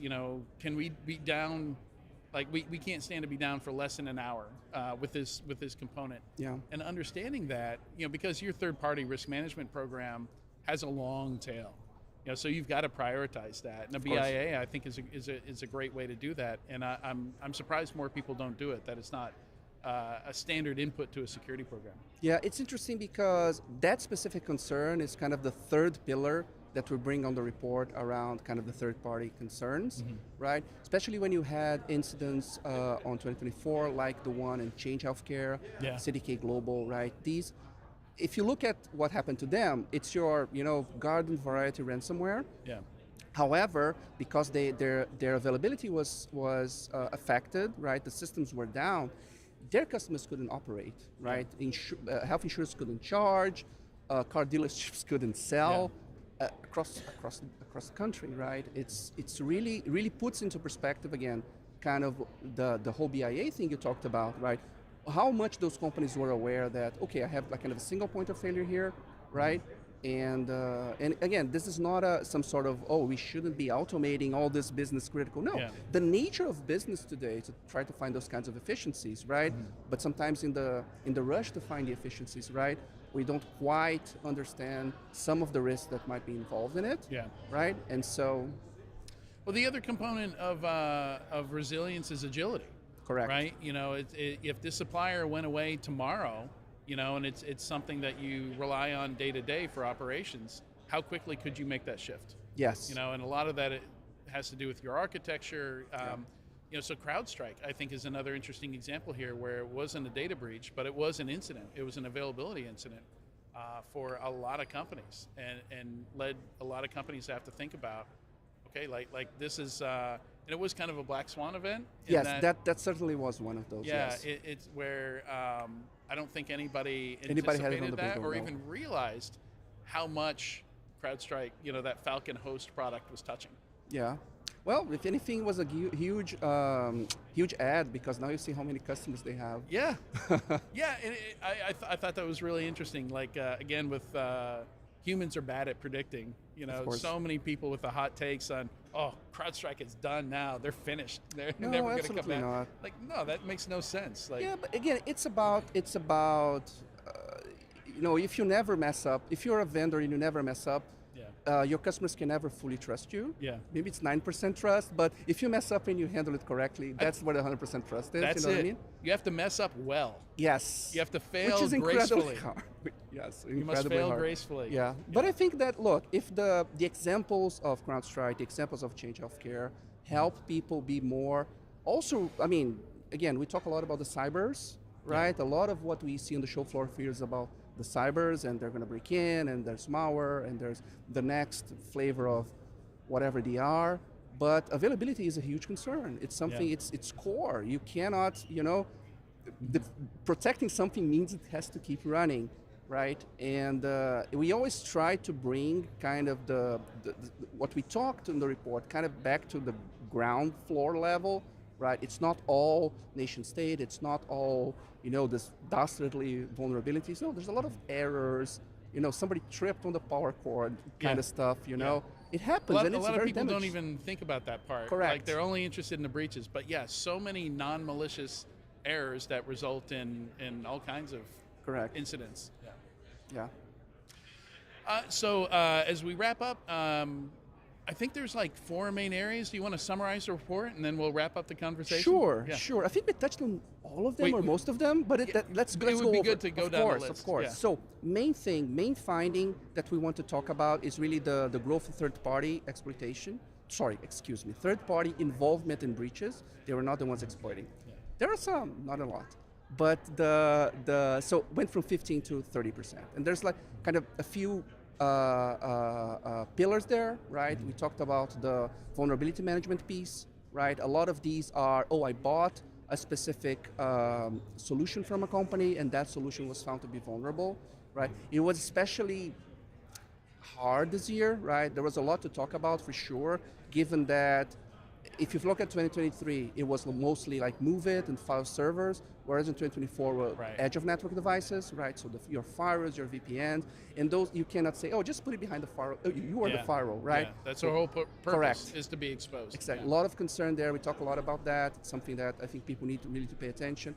We do the info stealer piece, right? Credentials associated kind of with the Snowflake story, really brought it to the prominence, right? And we talk a little bit about the availability piece too, even though we don't really go into a deep dive right now.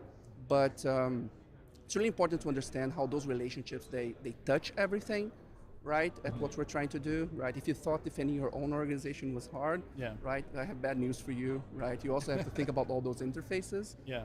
But again, it's solvable. It requires communication, requires partnership, right? And this is really what we're trying to advocate. We're really kind of a glass half full people at the DBIR, right? Nice. Maybe we're naive, but we try to be hopeful, right? And we try to at least signal that, okay, there are ways out here. They might not be easy, but there's definitely stuff that anybody can do. Just like you finish reading the report, okay, this is what I should do this year to kind of try to be a little bit better for next year. So third-party credentials, I think ransomware was one of them? Ransomware was, and then what was the vulnerability management piece around the edge device. Exploitation. Exploitation, yes. That's right. All right. Thank you so much for joining me today, Alex. Of course, this has been great. Always love talking with you. To find out more about Verizon Business, please visit securityweekly.com/Verizon RSAC. For all RSA 2025 coverage by CyberRisk Alliance, please visit securityweekly.com/RSAC. Thanks again, Alex, for the conversation. Thanks for having me. Love chatting with you. Stick around. We'll be back after the break with more interviews live from the RSA Conference 2025.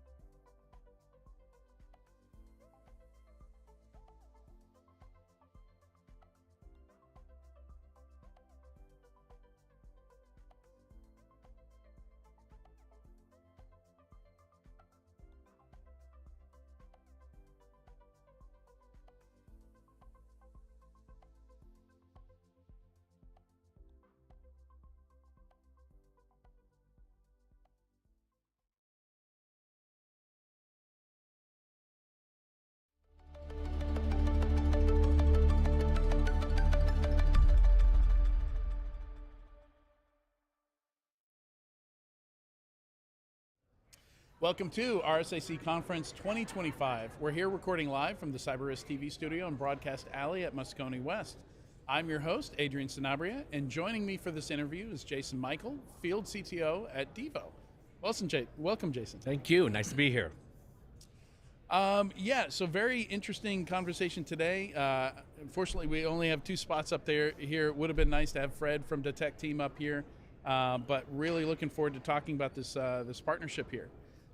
So I think starting off, it would be good, just in case people don't know what Devo does, don't know what Detecteam does, if you could just give us the spiel there, the elevator pitch for both companies. So from a Devo perspective, we are a security data analytics platform, and we snapped on a foundation of threat detection and incident response to be able to streamline the day in the life of SOC operators. And the nice thing about that as well is Devo's data agnostic, so you can ingest any data type, structured or unstructured, and be able to leverage that to monitor for any type of situation you want, whether it's cyber, fraud, compliance, whatever the necessary things may be. So it really is a streaming data analytics platform, so you're not having to wait for data processing, indexing, and all that. Really is enabling real-time threat detection for organizations. Yeah, you're applying that rules as the data comes through. Absolutely, in real time.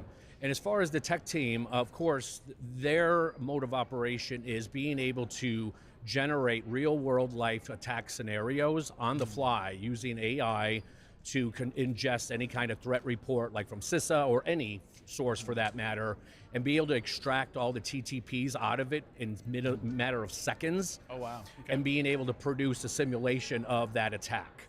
Okay. And as we all know, when these threat reports show up on people's bows, the CISO comes to their teams and say, are we ready for this new ransomware campaign or whatever it might be? And they get that deer in headlight look. Yeah. They're like, well, I got to get back to you, and they got to spend hours and hours reading that report, and then hours and days, if not sometimes weeks, depending on the complexity of how do we build the rules to make sure we can detect this new attack. Yeah.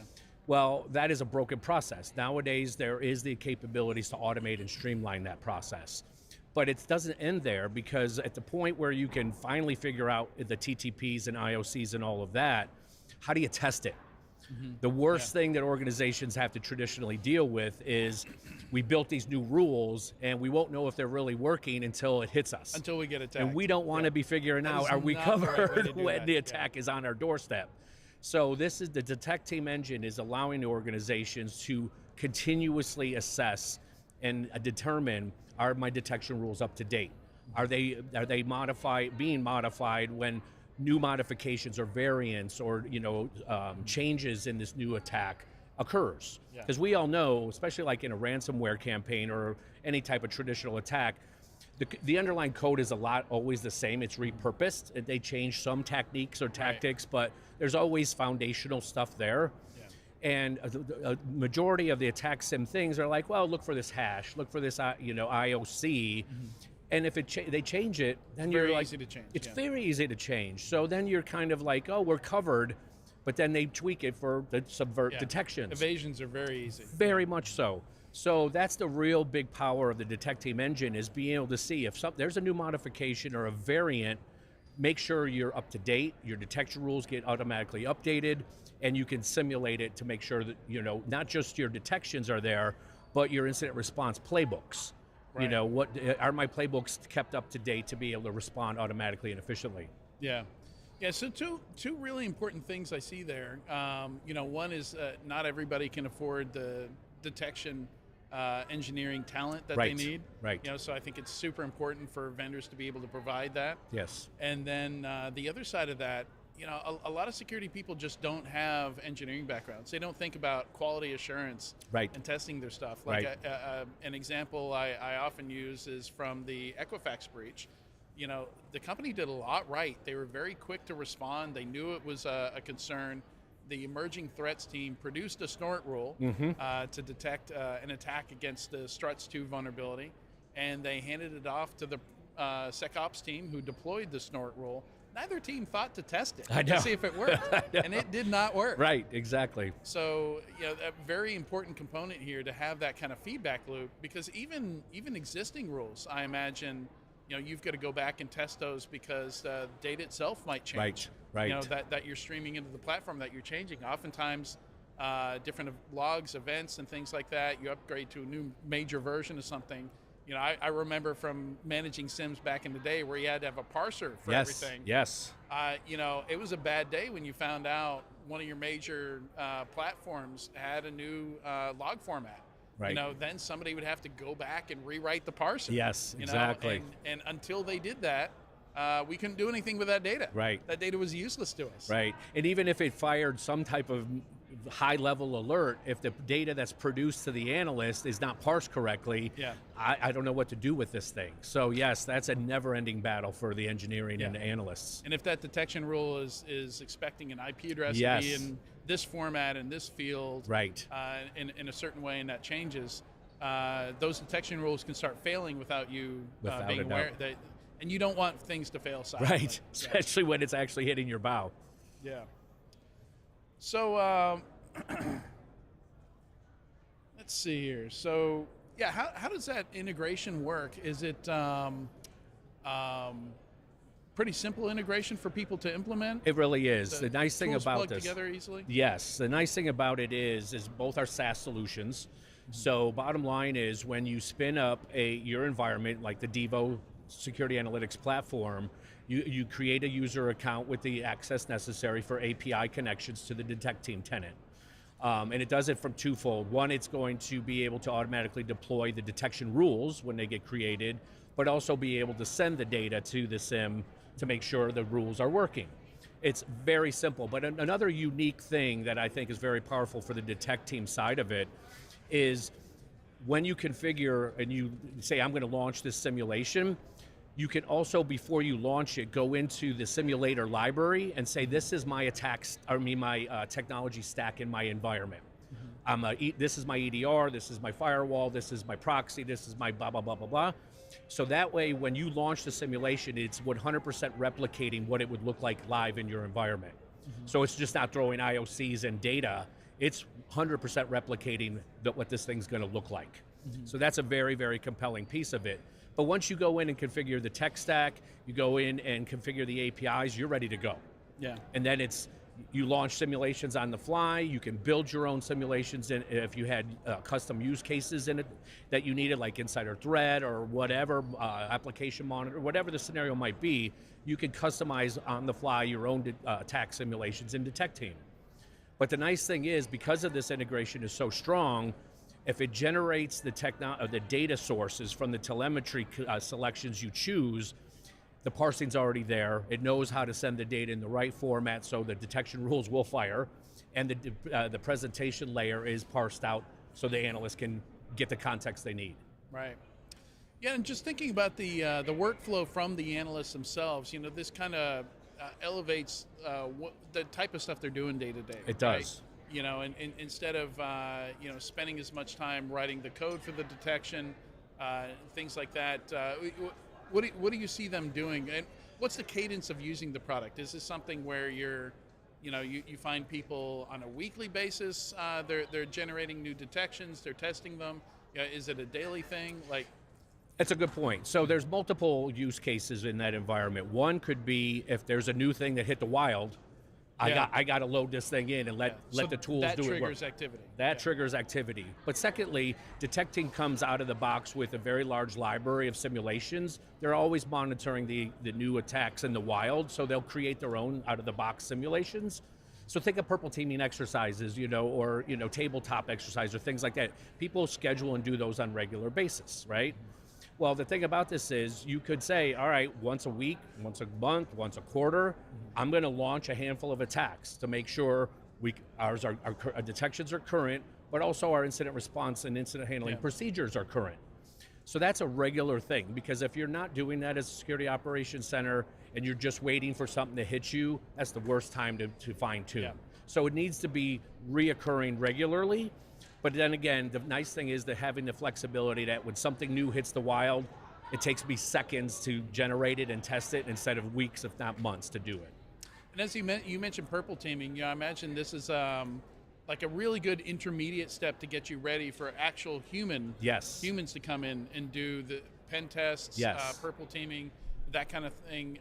And that's, as a former pen tester, that was something that was really frustrating to me, that a lot of folks didn't leverage their pen test as an opportunity to test their ability to detect attacks. Like you create I'd create a domain admin account or turn off antivirus on an endpoint or something like that.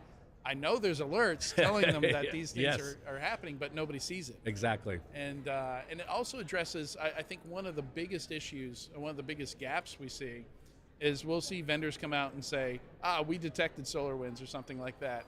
Sure, you can detect everything if you just turn on all the logs. So, yeah, technically it's there somewhere. Yes. But if a human doesn't see it, it doesn't count. That's right. And that's in two things with that situation. One, we've always heard for decades about the alert fatigue problem. Yeah. Right? Well, there's another fatigue problem that the industry faces is threat intel fatigue. Yeah. Right? So they have the ability to extract automatically the newest, latest, and greatest threat intelligence, being able to automatically and dynamically create the rules and test them is really streamlining the security operations centers. But more importantly is, we all know tier one analysts are being fried and burnt regularly. So this is going to enable them to truly test their triage, their automations, their incident response functions and capabilities and skills, instead of having to worry about management of rules. Yeah. I mean, those are old school methodologies of how much time do we have to waste and not waste, but spend on engineering of the SIM. There's technology like we have today that can eliminate that barrier and really let them focus on the more important things of making sure they can respond. Yeah. Yeah, and it's we're seeing MSSPs used as just a general like we should. Everybody's got to build the same detections. Everybody's got to detect the same attacks. Like attackers, they do these little evasions, but the core of the attack, as you mentioned before, it stays the same over and over. So I push back against that. Like attacks are constantly evolving. Yeah, I guess you could say, and maybe that kind of evolution where it's very small changes over time. Right. Agreed. It's not vastly different from day to day. They're still stealing credentials. They're still exploiting the same stuff. Yep. And I was just talking to Alex Pinto from looking at the DBIR report. We can see it not necessarily getting more sophisticated. Same stuff works. Yes. It does. And unless we get better at this, they don't need to. Right. They don't need to significantly change. That's right. So, that's right.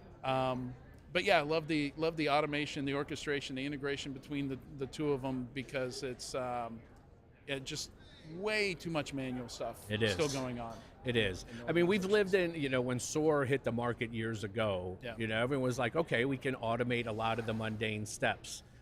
But it didn't happen. It didn't happen. Yeah. And a lot of people struggled with fine-tuning or creating the playbooks, and it still is a problem for a lot of organizations today.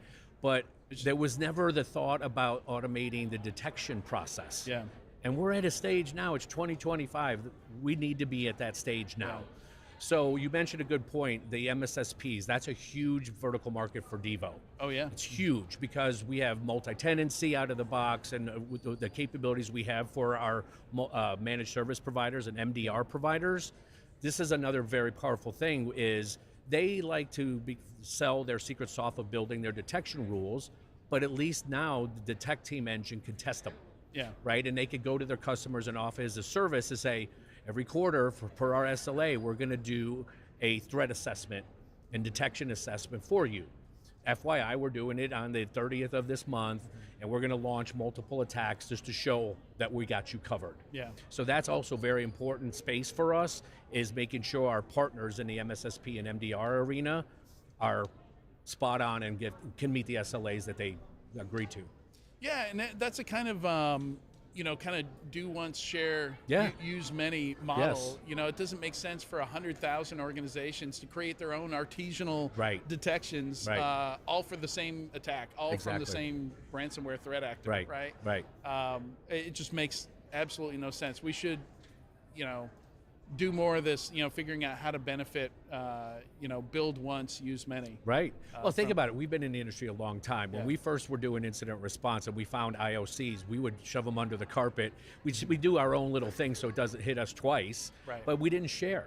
Yeah. Well, fortunately now in the industry, we're sharing the threat intelligence, but we're not sharing detection rules. Yeah. Right? And that's where the arena needs to be now is, and that's something that Devo's also focusing on, is the things that Detecteam is doing for us, we'll put it into the Devo tenant that it's configured with, but also if we identify that it's a worldwide a situation and our user community at large would benefit from it, we have what we call Exchange, which we would upload those detection rules into Exchange and share it to all of our users. Yeah. Because we're all in the same battle together, right? Yeah. Share it, like you said.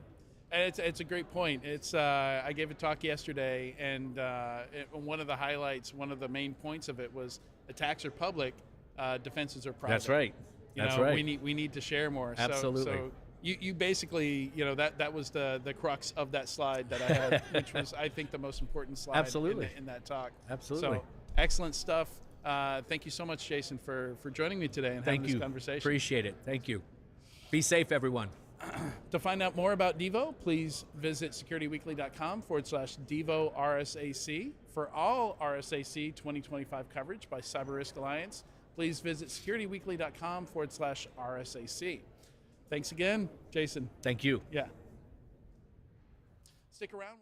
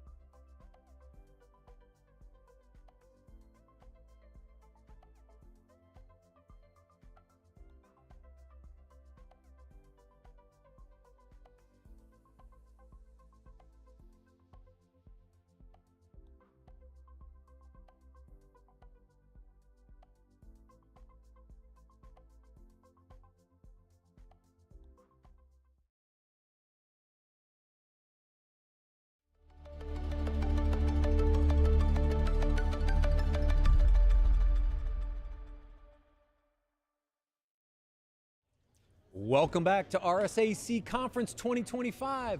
We're here recording live from the CyberRiskTV Studio in Broadcast Alley at Moscone West. I'm your host, Matt Alderman, and joining me for this interview is Vivek Ramachandran. He's the founder and CEO at SquareX. Welcome, Vivek. Thanks so much for having me on the show. Super excited to be back again. Yes. Well, we're going to talk about year of browser bugs, but before we get to the initiative, let's talk the browser landscape for a second, right? So I'm a big app user data guy. Applications, most now are accessed via the browser. What's been happening from a browser attack surface? That's a great question. So the browser has become the new endpoint, and as you rightly said, local apps are now cloud apps, local storage is cloud storage. Right. Also, all identity sits within the browser now, because every single enterprise user uses the browser to access resources. And this is really where, what's been happening in the last few years is attackers are starting to realize that the keys to the kingdom sit within the browser. And the browser has slowly started to become an initial attack vector, which is being increasingly exploited. Now, a big tailwind in this is also the fact that browser vendors have been constantly updating browsers. So now you have newer technologies like WebAssembly, WebRTC, WebSocket, gRPC, and whatnot. And really, this is breaking down existing solutions like SASE SSE, which sit in the cloud, and for the past decade have been happily, just looking at traffic and being able to reconstruct what happens at the application layer. Right. They can't do that anymore. And that's the big paradigm shift. Is attackers know this, now they are sliding attacks through the browser. Oh, interesting. So what we traditionally would do is put a secure web gateway in front of my app, and it would catch everything for me. Not anymore. Not anymore. And the simple reason is secure web gateways were invented almost a decade back. Yeah. Those, maybe even a little longer. Yeah, probably a little longer. And those were times when browsers were very simple website renderers. Yeah. And you could still look at network traffic and reconstruct what is happening at the application layer. But now you have complex UI frameworks. Everything is a binary protocol. Things need to be more real time. Yeah. And because of all of this, traffic coming in from the browser is no longer simplistic. You really cannot sit in the cloud, just look at that traffic, which is really flat coming from every browser tab all at the same time, and try to figure out, hey, what is the user really doing here? Is he clicking on a link? Is this a double click jacking attack? Is this something getting downloaded? Because much of secure web gateway technology was looking at the headers to figure out something's downloading. Right. But now everything goes through WebSocket. That's a binary channel. You don't know where a file started or ended. You really don't even know that a file is being sent. Yeah. And so last year at DEF CON main stage, we spoke about last mile reassembly. And this was really, death by 1,000 cuts for secure web gateways. Got it. Now, what's lacking in the native browsers that you need something different, right? Because everybody's using Chromium basically through the Chrome ecosystem. Why don't the browsers do this themselves? What's lacking there in the browser technology? Great question once again. So Matthew, all of these browsers were originally built for just consumers. The whole idea was let's maximize user experience. Let's make it super easy for a user to be able to onboard himself to a browser and be able to just do what he has to do, right? It was supposed to be for our grandparents, my dad, people who aren't very tech conversant. So by definition, because user experience was the only North Star, there was a massive lack of any form of security controls, because no one ever expected 20, 25 years back that the browser is the enterprise's new infrastructure. Yeah, it's like the entry to like almost every enterprise application out there. Exactly. So SaaS apps, web apps, whatnot. And if you look at people in their 20s, they don't even use Outlook Express anymore. It's all just webmail, Office 365. Yeah. Right. Yeah, we used to have Exchange servers and all that other fun stuff. So what is the initiative around Year of Browser Bugs? So, I kind of go long back. I've been in cybersecurity 20 years, and HD Moore had started this month of browser bugs, I think 17 years back. And the whole idea there was every single day of the month, they would go publish vulnerabilities in web browsers. But those were software exploits, because back in the day, you could just run a fuzzer and find all of these security vulnerabilities. Yeah, right. Yeah. So we took inspiration from that, and we said, look, software vulnerabilities has been reasonably in control, but application layer controls being missing there are so many different business logic attacks, browser extension attacks, which you can orchestrate, but they aren't technically a browser software bug. Oh, interesting. Yeah. So that's when we said, why not go back to the old roots, because all old is new now. Yeah, right. And let's go ahead and have this whole month of browser bugs initiative. And the whole idea is every month, SquareX researchers are actively finding newer architectural vulnerabilities in browsers in general, and we are publishing it online, telling browser vendors how to fix it, what has to be done. We've already run it for a couple of months. Browser sync jacking, polymorphic extensions, browser native ransomware, all of this has been found, put out there, and hopefully this is helping browsers get more secure. Yeah, so what is like the foundational, are there a set of attacks that people should focus on first? Like it's kind of the low-hanging fruit of browser security. Yes. So the lowest hanging fruit at this point in time, because most enterprises don't manage their browsers, is browser extensions. Got it. Almost every employee is going and just installing those extensions. And any time that there is, let's say, a new announcement in AI that OpenAI comes up with a new version of ChatGPT. Or DeepSeek. Or DeepSeek. Yeah, let's go DeepSeek. Attackers are putting it out there in social media and saying, if you install this browser extension, we can give you free access to the premium version. And this is causing that frenzy because everybody in the enterprise wants to use these AI tools to summarize, build documents and whatnot. They go install it, and because enterprises don't monitor the browser, they don't even know these browser extensions exist. Yes, and in my mind, extensions are akin to untrusted applications of the endpoint world. Right. And they have access to everything in the browser. They can read data, session, they can go ahead, hijack, do things on behalf of the user. So it's as good as you've taken over the browser. Interesting, because we were earlier talking about kind of the evolution of AI, and we talked through bring your own device, right? Unmanaged devices was a thing, right? And nobody would let them on your networks until they found a way to manage them, so we evolved into MDM and MAM technologies, right? We had the same thing with the endpoints and in other areas.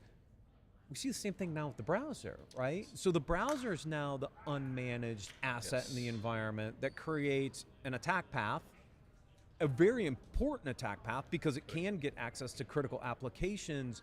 So is this where the browser security markets is evolving, is because we need to do something to manage these browsers? Exactly. And the browser is the wild, wild west, and here's another big reason why.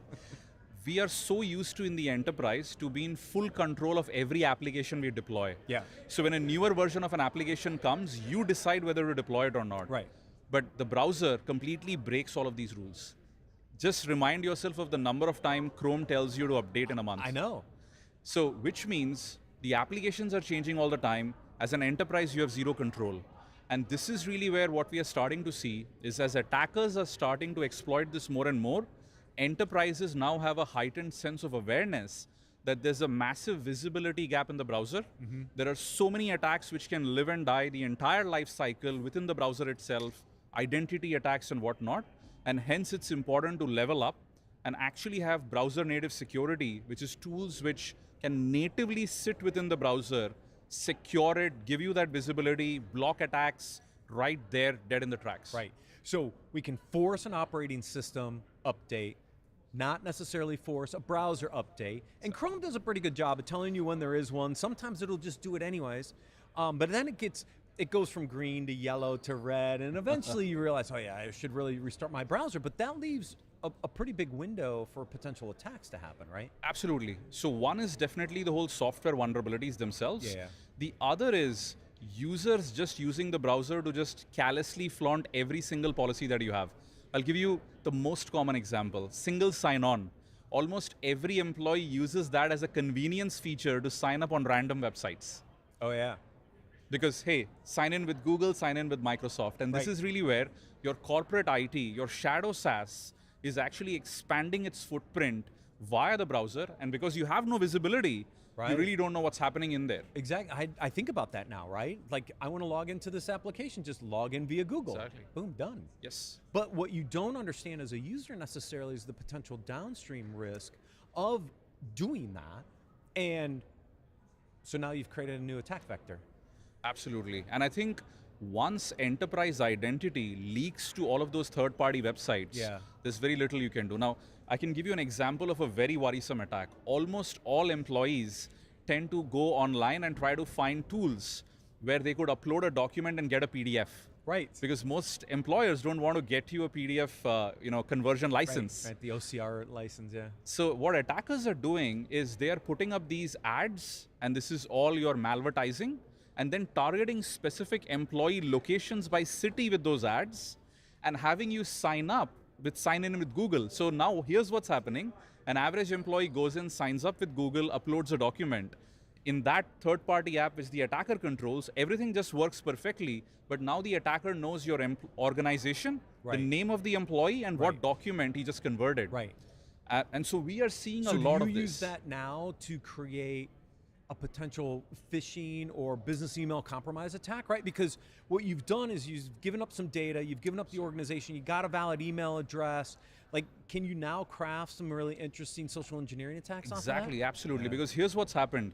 You signed up on the third-party SaaS app. The attacker has sent you an email to have you confirm your email, which means now all your spam filters have gone ahead and accepted that as a trusted domain.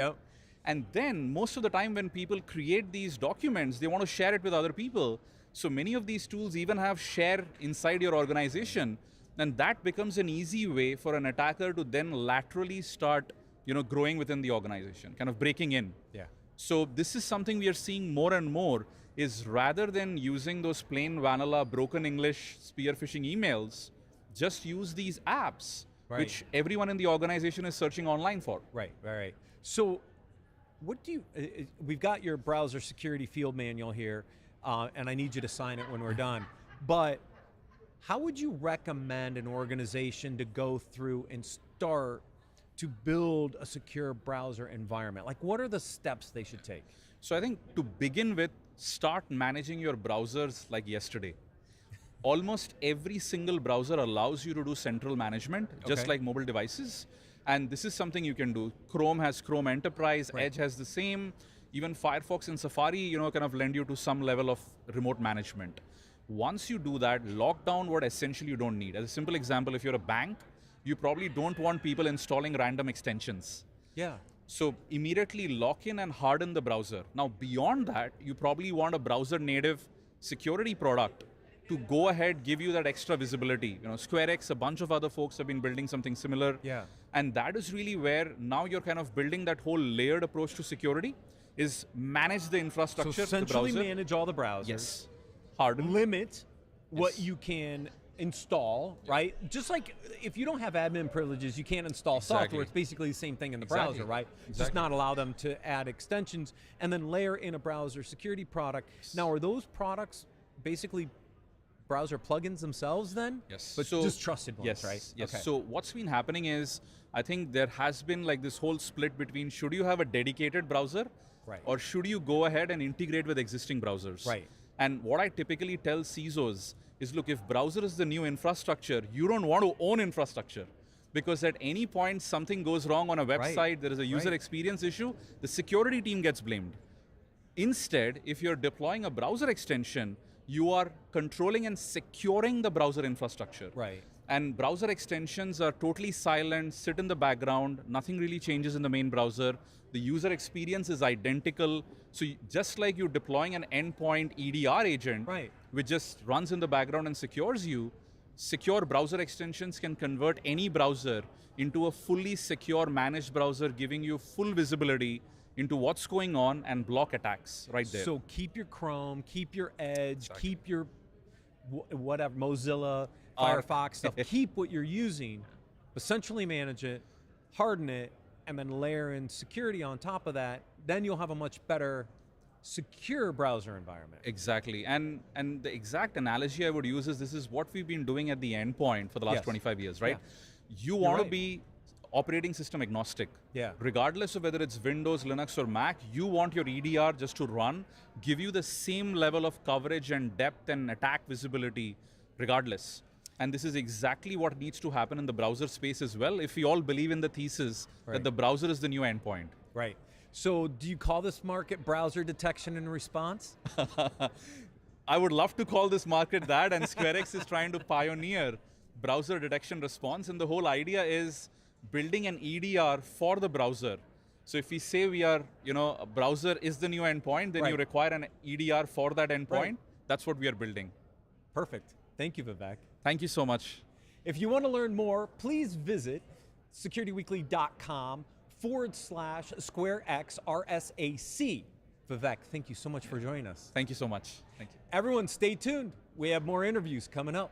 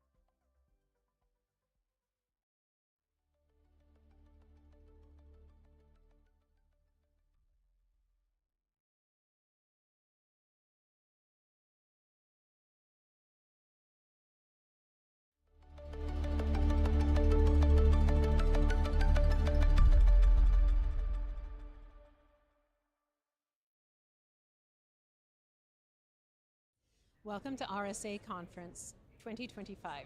We're here recording live from the CyberRiskTV Studio in Broadcast Alley at Moscone West. I'm your host, Mandy Logan, and joining me for this interview is Rob Allen, Chief Product Officer at ThreatLocker. Welcome, Rob. Thank you, Mandy. Good to be here. Yes, you had a little bit of a harrowing experience getting here. I don't want to speak about it, to be honest. It's too fresh. It's too fresh, but we're here now, and that's all that's important. It is, and I am incredibly curious because going back to the title of what ThreatLocker wants to bring out to our audience today, it is securing the overlap where endpoint meets cloud. Mm-hmm. Now, my understanding with ThreatLocker being completely focused on endpoint security, how and why are you feeling like you've got to pivot to cloud right now? I wouldn't describe it as a pivot to cloud. Okay. I would describe it as solving some of the problems with cloud that our customers have. I mean, we are an endpoint protection platform. Our focus has always been on the endpoint, 100% on the endpoint, because realistically, that's where most of the action happens. It's where most cyber attacks start.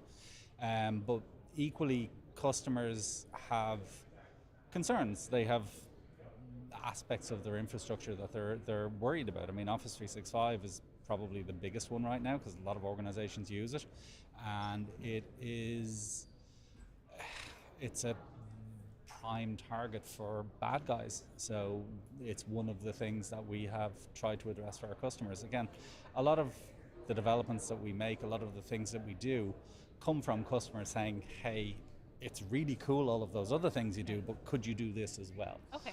And some of the could you do this is our crazy talk and things that we can't do or we're not going to do, but some of them are logical extensions of everything else that we do, and helping people to secure their cloud environments is one of them.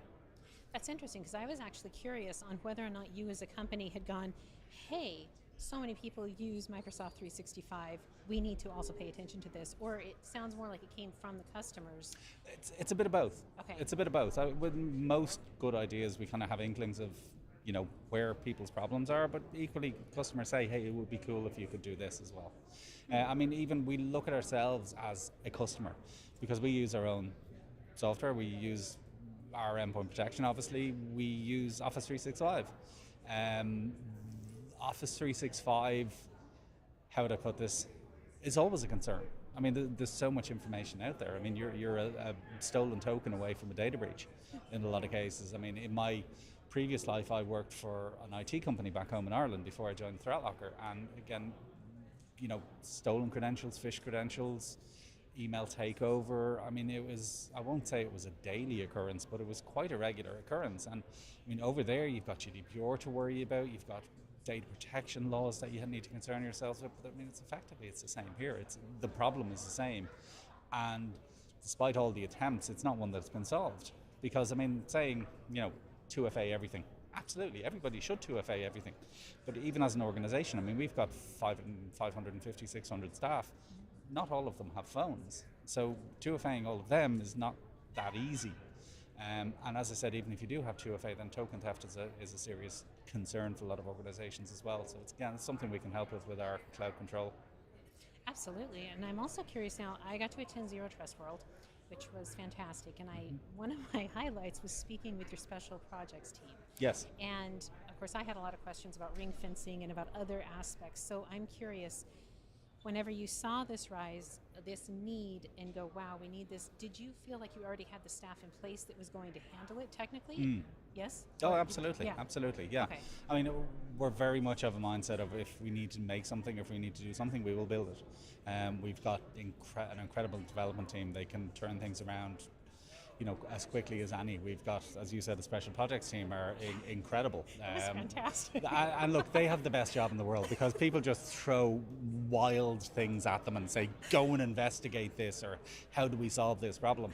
I mean, a lot of this actually started with, we were looking at doing storage control policies, which is an existing part of the platform around protecting access to tokens. Okay. So one of the jobs that we gave to the special ops team was to go and make token theft happen. Okay. So, write some Python scripts, do whatever you need to do to demonstrate how easy it is to steal tokens. So off they did, came back a few hours later going, yeah, we've replicated this now, here's my Git, I'm going to steal this token, and here's my Git in another machine without having to log in. And we're like, oh, okay. So yeah, they've got a really cool job, but they're really cool guys as well. Oh, they were fantastic, and they they humored all of my questions because I came with some of the white papers I had really dug into, Yes. and I am happy to see really like ThreatLocker's posturing for being able to respond to this and really take on the Microsoft 365 tenant protection. Absolutely, but it's not just the plan for us ultimately is not just to be able to help people protect Microsoft 365. It's anything that you can do conditional access or limit by IP address. Okay. So we're looking at doing Git, for example. It's something, again, we use ourselves. It's something that you're able to lock down access by IP addresses. And the whole idea behind our cloud control is that we're going to be able to take the IP addresses that we're gathering from people's machines and people's phones, and we're going to be able to send them to whatever cloud service it is and say, hey, allow these IP addresses connect and block everything else. I mean, it's pretty much, it's a mirror image of what we do with network control. It's just expanding that idea of network control to cloud. So network control, general idea is to block by default and permit by exception.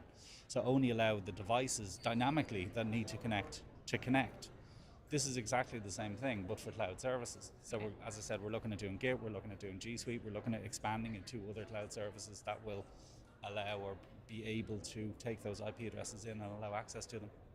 Excellent. Now I'm trying to work out in my mind how this enhances or what additional help does this give to your customers with the rise of non-human agents across every I don't even want to say silo domain, it's just like across every single thing that is attached to the internet. Yes. So with the rise of non-human agents, do you feel like that has changed endpoint protection or your focus, or is it still just we'll block by default and you still have the same? The beauty about the approach that we take, the beauty about the deny by default, permit by exception approach is that generally speaking, you don't need to respond to individual threats or individual tactics or individual techniques, or whether it's coming through AI or whether it's coming through a human being. I mean, fundamentally the principle is the same and the solution is basically the same. So that gives us as an organization a lot of freedom, and rather than having to respond to each individual threat, each new thing that's happening, we know that denying by default, the reality is it's probably going to stop it anyway. Right. So it gives us a lot of freedom to look at other ways that we can expand on that concept. So as I said, the likes of storage control, it's the same principle. It's restricting access programmatically, or what programs can access what data. It's like, as I said, network control. We're blocking inbound network connections dynamically, or allowing rather inbound network connections dynamically and blocking everything else. So it's just new ways of expanding on that same core concept of default deny. So my understanding is you have 3 separate products, right? Cloud Control, Cloud Detect, and Patch Management. Now, is Patch Management a separate product? Patch Management is a separate product, yes.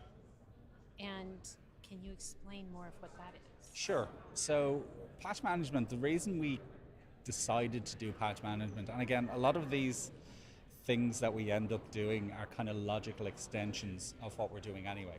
Right. So obviously network control, as I said, it was a logical extension. Patch management, the reason it's a logical extension of what we're doing is we see all the files that are in a system. We see everything that's being executed within an environment. Your traditional patch management system, and full disclosure, we used a third-party patch management solution ourselves, which for the last 6 months has been going, everything is fine. Oh. Nothing needs patching, everything is up to date, you've got nothing to worry about. And we were like, okay, that's fine. We turned our own patch management system, which, as I said, is looking at the individual hashes of the files rather than what's in the registry and add remove programs. And we discovered that we had 413 machines running 28 out-of-date pieces of software. But it's, again, comes from the visibility. It comes from the fact that we can see everything. We know what's on your machine. We know what's running on your machine. We know what's out of date. We know what's up to date. And therefore we can give, and again, it doesn't matter if something is in a downloads folder, it doesn't matter if it's portable executable, all those things that your traditional patch managers are going to miss, we can see, and therefore we can tell you it's a problem and also patch them. Interesting. Do you feel like that is a step toward autonomous patching Well, we can do that as well. You So we can okay. actually set up what are called patch policies. So patch policy could be, well, look, I want Chrome to be kept up to date in my environment.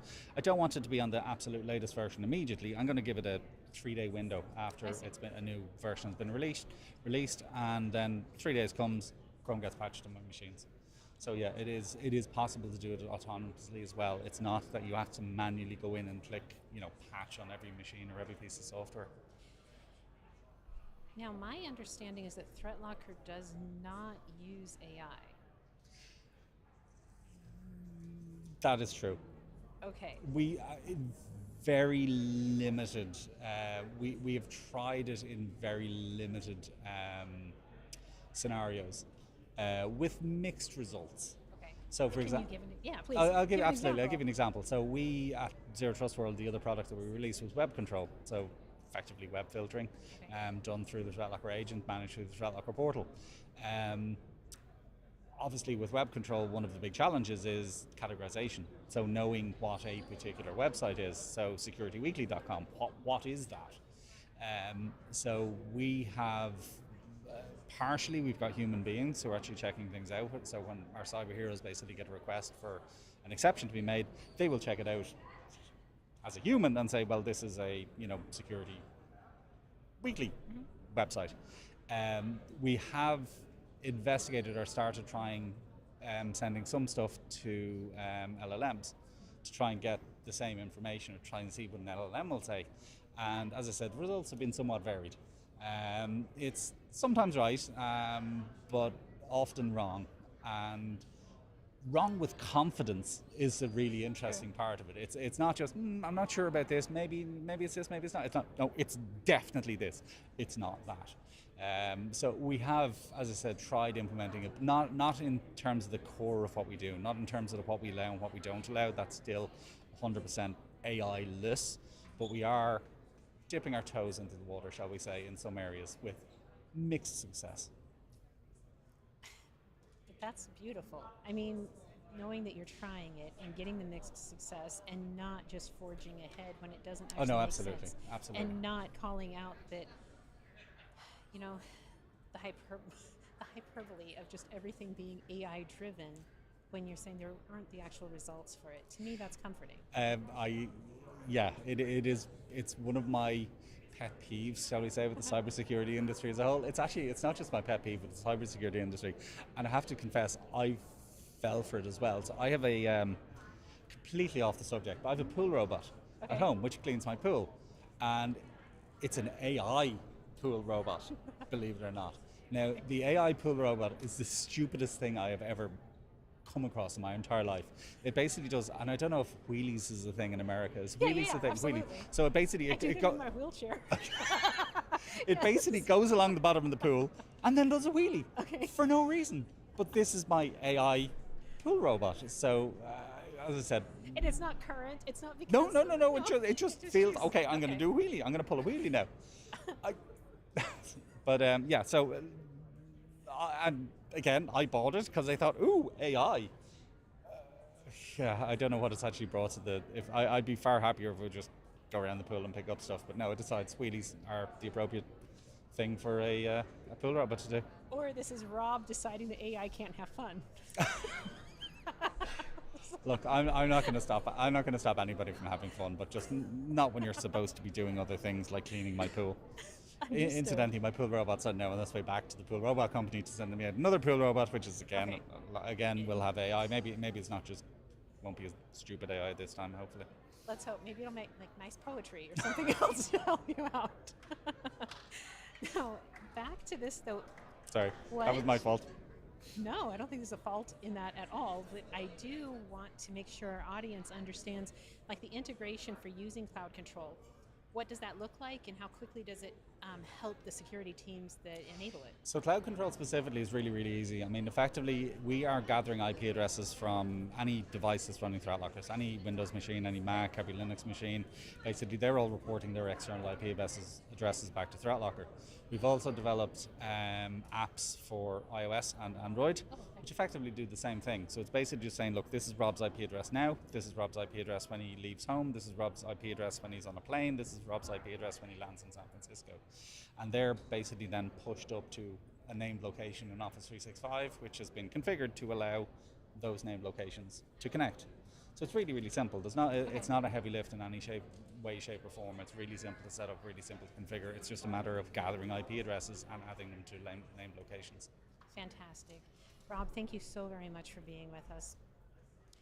To find out more about ThreatLocker, please visit securityweekly.com/ThreatLocker RSAC.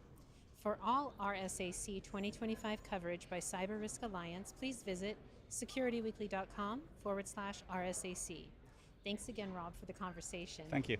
And to our audience, please stick around. We'll be back after the break with more interviews live from the RSAC Conference 2025. Thank you, Rob.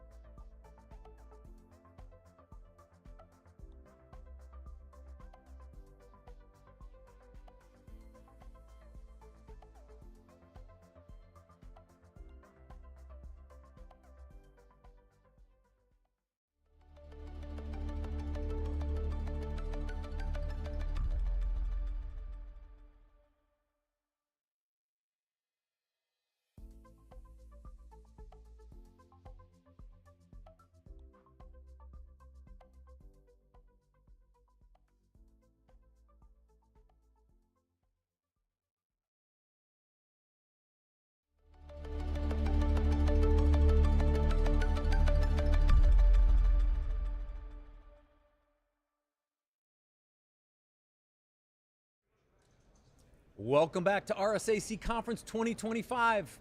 We're here recording live from CyberRiskTV Studio in Broadcast Alley at Moscone West. I'm your host, Matt Alderman, and joining me for this interview is my good friend, Karim Toubba, Chief Executive Officer at Lastpass. Karim, welcome. Thank you. Good to see you again. It's been a while. It has been a while. Obviously, the last time you and I spoke at any length was when you were still at Kenna and the whole acquisition by Cisco. Now you're at Lastpass. Correct. So let's talk identity for a second, right? As I look at the identity market and its transformation over the years, the one thing I'd always notice is that identity was very segmented. We had IDPs and identity access management. We had single sign-on solutions. We had PIMs and PAMs and password. It was very segregated. I've started to see some of the market start to consolidate in certain areas. I mean, Thoma Bravo accelerated some interesting stuff, I think, in the market. But where are we from the state of identity and access? Where are we on like the holistic kind of view first? Yeah, it's a great question. If you think about what we've sort of been observing in the broader based market, there has been a lot of that consolidation you spoke of, and that consolidation is driven through two things.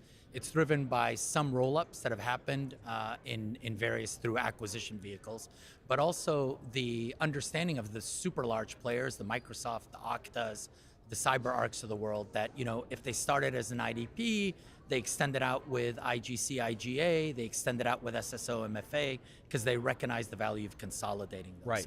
And so what you've started to see is a consolidation, which is a very good thing generally as an industry. There's a little bit of a downside to the consolidation in that it does create some challenges for it helps a lot of the larger organizations, but in the middle and small to medium-sized businesses, it does create some challenges because that rule that you and I have talked about in the past, that long tail of features, oftentimes aren't needed or get utilized. So the more you consolidate, the more you put on, but you have to think about it through the lens of which market segment are you converging. Right. So generally, consolidation is good. You just have to be thoughtful at what type of the sector you're focused on. Right, so great for the enterprise, have big, massive identity platforms and environments. Correct. Maybe not as good for the small to medium business that doesn't have a lot of users, maybe not can use all those features, or need all those Correct. features. And it's even beyond that. You know, there's a normal construct. You and I have spent most of our lives in the product world. Yeah. There's a normal construct where you start to think about segmentation, the classic enterprise, mid-market, SMB space. But if you double click on the enterprise and large companies, call it 5 to 10,000, even more, there's so many companies. We met with a customer the other day that has a security team of 3, and there's 6,300 people. Wow. Right? Because you tend to think about the banks and the insurance companies and the retailers that have a huge investment, but there's actually a lot of very sizable companies in terms of employee count that still don't have the budget and the sophistication to be able to handle how to deal with all of this. Got it. So where does LastPass fit into this ecosystem now, right? Started primarily as a password vault, password manager. Right. But you're starting to evolve outside of that. So when you think about where do you position yourself in this evolving, consolidating market, where do you see yourselves fitting in the broader industry now? Yeah, well, I'll start by saying at the top of the market, I think the large vendors have largely got it right. I think their strategy of consolidation by both building, bolting on, acquiring, and integrating makes a ton of sense, especially for the large end of the enterprise. And I would also say, even if you look up and down the market stack, most companies now have rooted solid footing with an IDP vendor of choice. Right. And the answer depends on kind of where you are. At the higher end of the market, you tend to use maybe an Okta. You go mid-market with Microsoft with their EX purchasing license power. You'll see them come down to SMB mid-market, but Microsoft, as we all know, has started to make strides up and down the stack. So normally when we work with customers, they've already selected an IDP. Got it. That means they have integration into their SSO framework, they're proxying their applications, and they're doing it for a core set of apps. What we've noticed and where the opportunity is that there's a cadre of ever increasing applications that people are using that for a variety of reasons aren't being integrated, whether it's the SSO tax or the technical limitations, sometimes the cost limitations, or oftentimes time, meaning that the number of applications that people are swiping the card for and onboarding outstrips the capacity with which to get visibility and implement the applications into the SSO framework. Got it. And so we see a huge opportunity there. And about a year ago, we took the time, we have over 100,000 B2B customers, and we took the time to double click and do some surveys and spend time with them and ask them, what are you actually using the capabilities for? More often than not, it's these services and applications that are not within the SSO framework for the aforementioned reasons, which creates a huge, both a point of pain, risk, and lack of visibility, but also an opportunity. So it's kind of the unmanaged application authentication mechanism, right? Correct. Like, Correct. so if you're using your IDP and you're integrated into your SSO, you have visibility, you have control. You have everything see it you all. need. Yeah, you have a lot of what you need. But then you have all these, for lack of a better term, unmanaged applications. Correct. Shadow IT, shadow AI, you know, we are at RSA, so we've got to talk about all the buzzwords, right? So these kinds of things that have been known for a while, the rapid rate of ascension and adoption is increasing. And what used to be applications that are used by IT, now we notice, and by the way, we're at that almost 1,000 employees, we see it within our organization. Almost every organization has this pent up demand for these applications that they're saying, wait, finance needs a bunch of applications. Right. And so every single group is putting pressure on this organization. And the area that we've sort of carved out is how do we provide very quick visibility into that and then be able to provide visibility into what those applications are, understand what the authentication workflow looks like from passwordless authentication to traditional username and passwords. What are the policies associated with it? And eventually, how do we create policy constructs? Got it.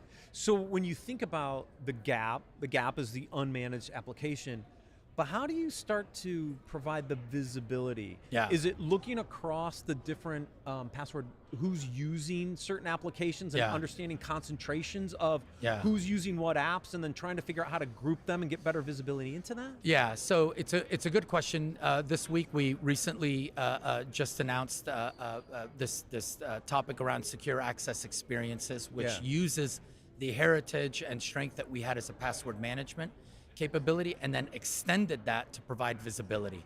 It turns out that the privileged position of having a plugin in the browser sits in the flow of all web traffic. Right. So if you have that kind of capability, we've recently extended that capability technically to now provide full visibility.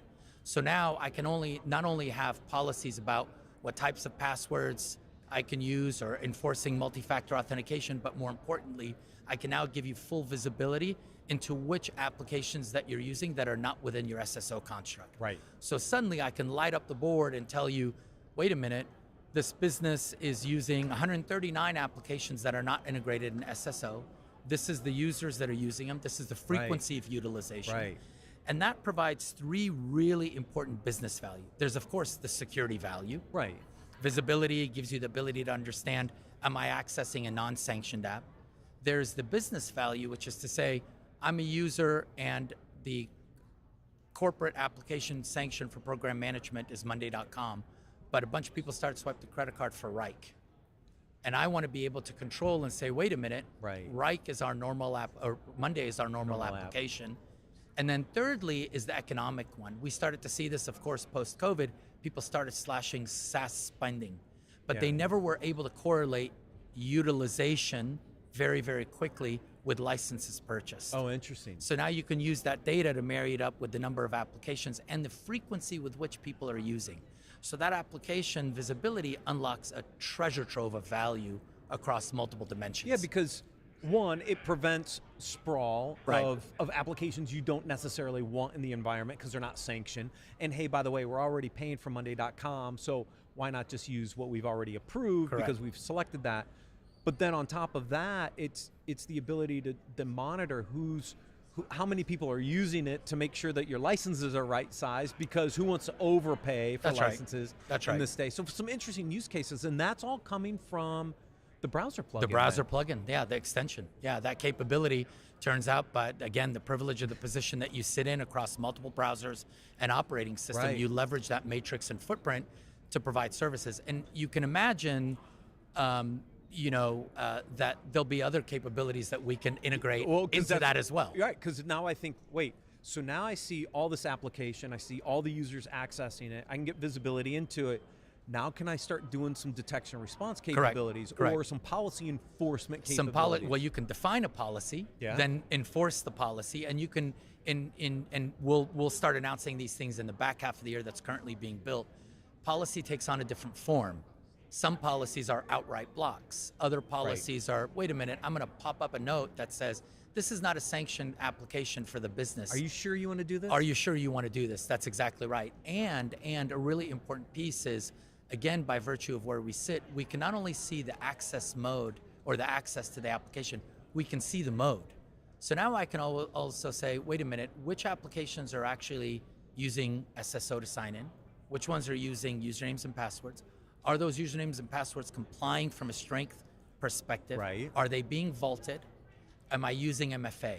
Right. All within a single capability. Yeah. So that's interesting. That's a very interesting bridge, right? Is now you see that for all of your unmanaged apps. That's right. Where the SSO players can't see that because they're not in their They're not integrated and they're not in that flow.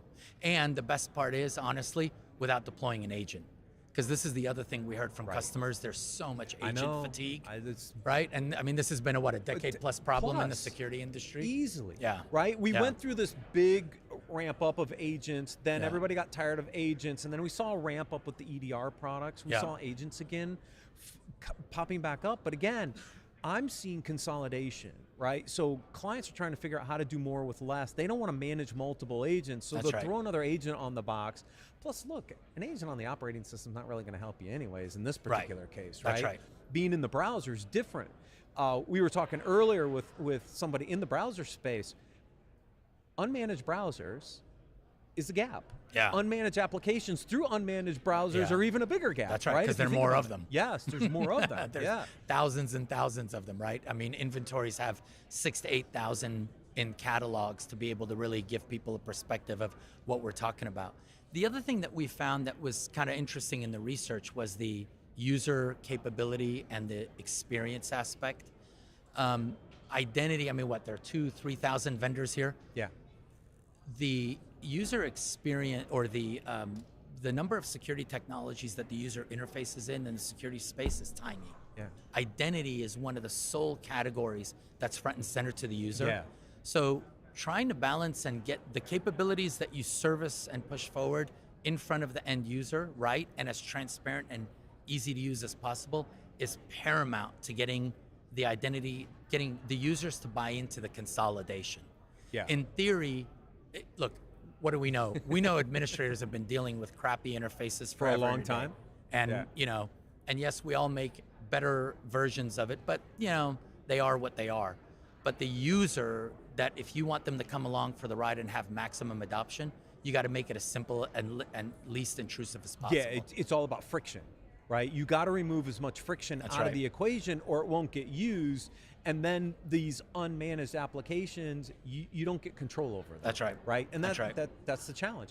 I always said app user data, right? In the application, that the unmanaged applications are the ones, because there's thousands, tens of thousands of them all over the place. They are. Because if you think we have 4,000 security vendors, think about all the other technologies out there that all get access pretty much through a browser these days. Right. Yeah. That's right. Yeah, that's right. That's right. Yeah, the other piece of interesting research that we found was getting back to the sort of like what's the business value. Yeah.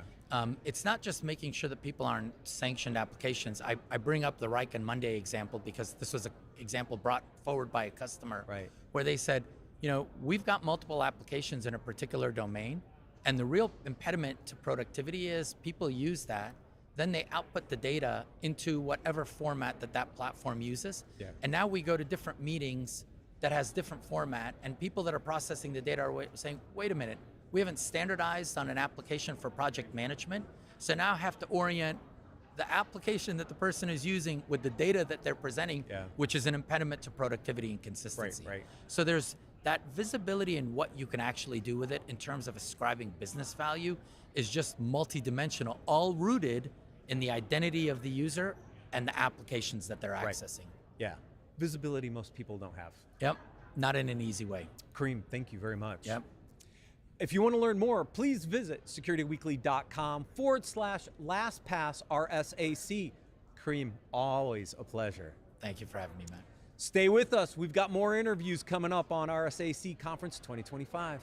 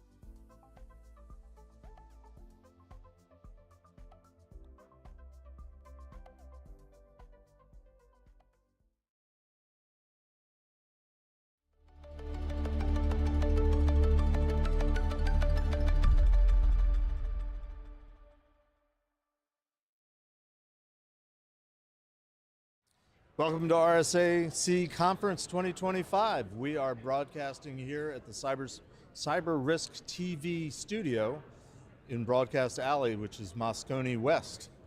I'm co-host of Paul Security Weekly, Jeff Mann, and I am joined for this interview by a gentleman named Gal Elbaz.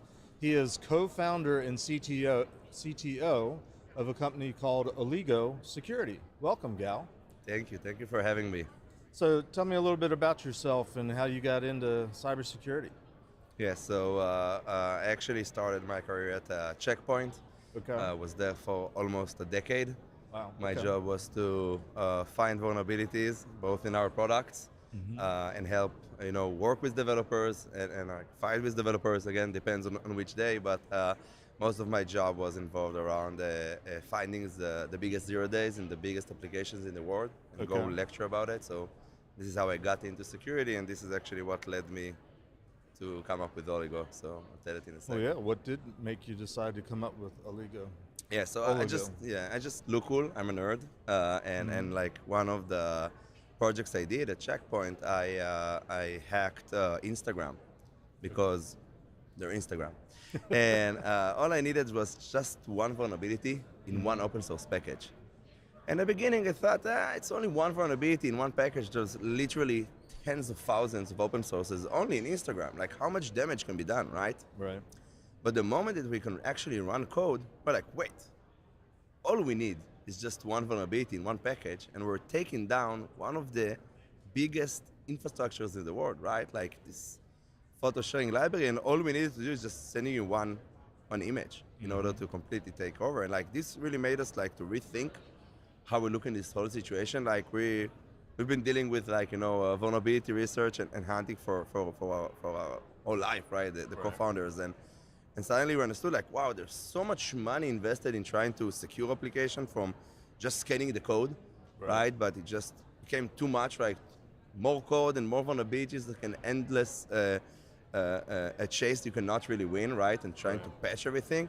But when you look at it from like, runtime, actually protecting applications, both like, the legacy approaches, like from the network level or like on the host, we're not really capable of dealing with up-level attacks, right? Or up-level threats. And like this really, made us rethink, wow, like maybe there should be something different or a new approach, not only looking for symptoms or cause, like looking for the cause of the attack and not only the symptom, and how we can actually see inside. And like, I think this really, was for us like this pivotal moment that we just decided to leave everything, start building the technology. And I think it was like a year before Log4Shell happened. I think that was our, not just another vulnerability, but just our wake-up call, right? Right.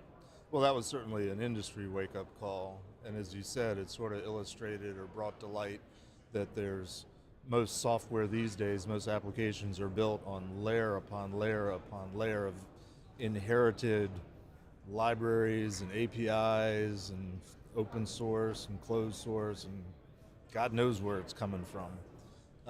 And the traditional defenses of code review, security application assessment just wasn't cutting it. I play in the world of PCI in the daytime, so those are requirements, primarily for web applications, is to do code reviews before it gets pushed out to production, as well as doing some.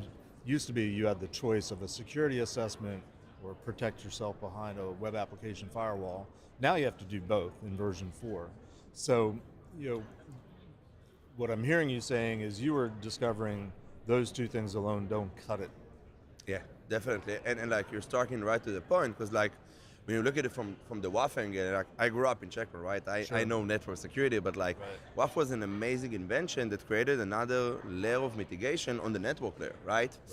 But the stuff that are like, again, breaches are still happening, right? I think even a few days ago, Mandy and Verizon, the latest threat report, showed that like it's the first time that like vulnerability exploitation became the #1 attack vector for organization, exceeding the email phishing campaigns. And I think what we saw, and like, 3 years ago, it's like this trend that like, wow, it's became a lot easier to attack applications. Right. Attackers are operating within the app itself, and this is where like WAF is creating a amazing a layer on the network, but if it arrives the host, like it means it bypasses the WAF, right? Right. And when we're talking about like protecting the workload itself, of course, all of those great approaches like cloud workload protection or like anything that we started doing like years ago, now it's really changed. We're moving to the cloud, distributed application, the attacks are becoming much more complex.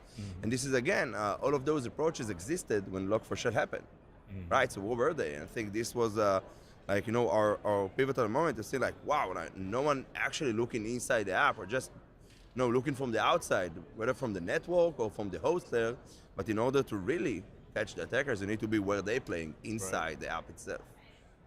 Are they really more complex, or are they being more creative and clever and just discovering areas that aren't being monitored or watched? Yeah, I think it's a combination of both, right? Also, the awareness, understanding of like, you know, vulnerabilities or zero days, like a weapon, you know, in this modern era. Right. But as you mentioned earlier, like the software stack became a lot more complex, right?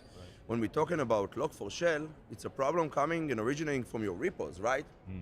One might think, but hey, but when the exit backdoor happened, it was coming through the infrastructure itself, right? Right. Or when we talk about Log4Shell as an example, everyone was going and looking for the repos, but wait, what about the applications you bought or you deployed? They also have those problems, right? Even if you can't patch them, it doesn't mean they don't have those problems as well. So this, I think, was like combination of both. Like it made it like even a lot bigger problem that we have been. So you started a company and you sort of came up with a terminology or a name for a new approach. Can you tell us about that? Yeah, so when we started Oligo, like what we basically have done, like we invented a new technology when we call the deep app inspection. Basically what it allows us is to monitor application without the need to access the source code. And it allows us to solve a decade-long problem which like RASP solution tried but was really intrusive and wasn't really scalable and deployable. So we had to come up with something which is like non-intrusive by design but can see deep enough in order to deal with those. And this is what we call the deep app inspection that allowed us first to see the true risks, what's happening inside the application, and tell you the exploitability part of your CVEs. Yeah, you have a CVE, but it's a theoretical finding. Now we're adding the real context, like is it running or running the vulnerable function? Like, and with that, helping the team identify the true risk. But when we're talking about what the ADR or CADR actually means, is this revolution that like, hey, we can finally see inside the app layer. And we can detect or prevent attacks by this unique ability, not only to look inside the application, but to now being able to look at a specific code component and understand what this piece of code starts to deviate. So actually, we're very fortunate to work with the people that invented and wrote the Windows Defender in the last 20 years, one of the most prominent runtime tools. It was invented for the laptops, right, for the endpoints. Sure. And when we talked about like what we're doing inside the cloud app applications, like one of them actually mentioned, he said, hey, like what you guys cracked, it's not only just like seeing what's a library is doing or what it shouldn't do. Now we just add the whole context of an EDR, like whether it's talking to IP and if this IP is malicious. And what you guys cracked is the first ability to monitor what's happening inside the application, inside the processes. This is where he helped us name it like an ADR, like stands for the app, not only for the endpoint or the host, as we all knew up until now. So I'm curious, is your product, are you marketing it more to security teams of organizations or developers or both? Great question. So like we look at it like as a platform that can also help like with multi-posture. We're not also like the first company that can show you code in runtime, your usual SCA funding and code scanning. Now you can actually see the runtime representation of them and help you to fix your developer issues. But hey, we're on a runtime, so we can also help you with your container security issues and help your DevOps to do the base OS upgrade or like the ability to understand its container risk. But hey, we also monitor any piece of software, right? We don't care if you built it, bought it, deployed it, or even stole it, right? And that means we can actually help you on your third-party software, your Grafanas, your Argo CD, something you actually deploy from the internet and should get an upgrade. So like in that manner, we see ourselves really helping like different personas. We talked a little bit about PCI or compliance. I was going to say, you're hitting a trigger for PCI. Exactly, because like we don't only look at like those representation of code components in runtime, but we also give the full aspect of their inherited risk, not only CVEs and vulnerabilities, but also the license of them or the legal aspect of them, right? Are you abusing some license that you shouldn't? Or like you have to comply to some regulation, you need to build a full software inventory like the SBOM regulation or VEX.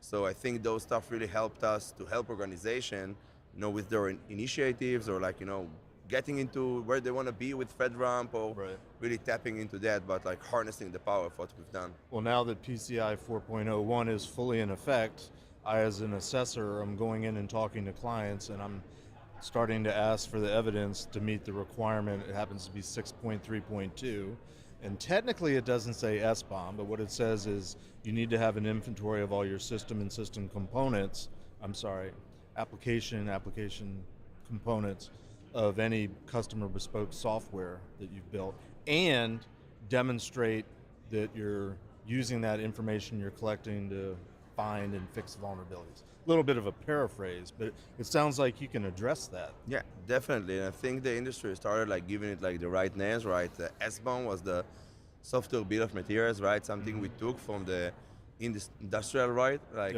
when you have a huge machine and you need to understand when one thing is not working, how you can actually replace it on the same essence, or building an amazing application, but they're built on different layers of code, right? And that was the first layer of it, like just having the full software components inventory. But then like when we started talking about risk or communicating risk, this is where the VEX format, just taking the SBOM and adding the exploitability part on top of each and every package. Does it have a CVE, but this CVE applies or doesn't apply? It's actually creating a real risk. And I think those stuff really help vendors and big companies communicate this risk in a lot easier, scalable way.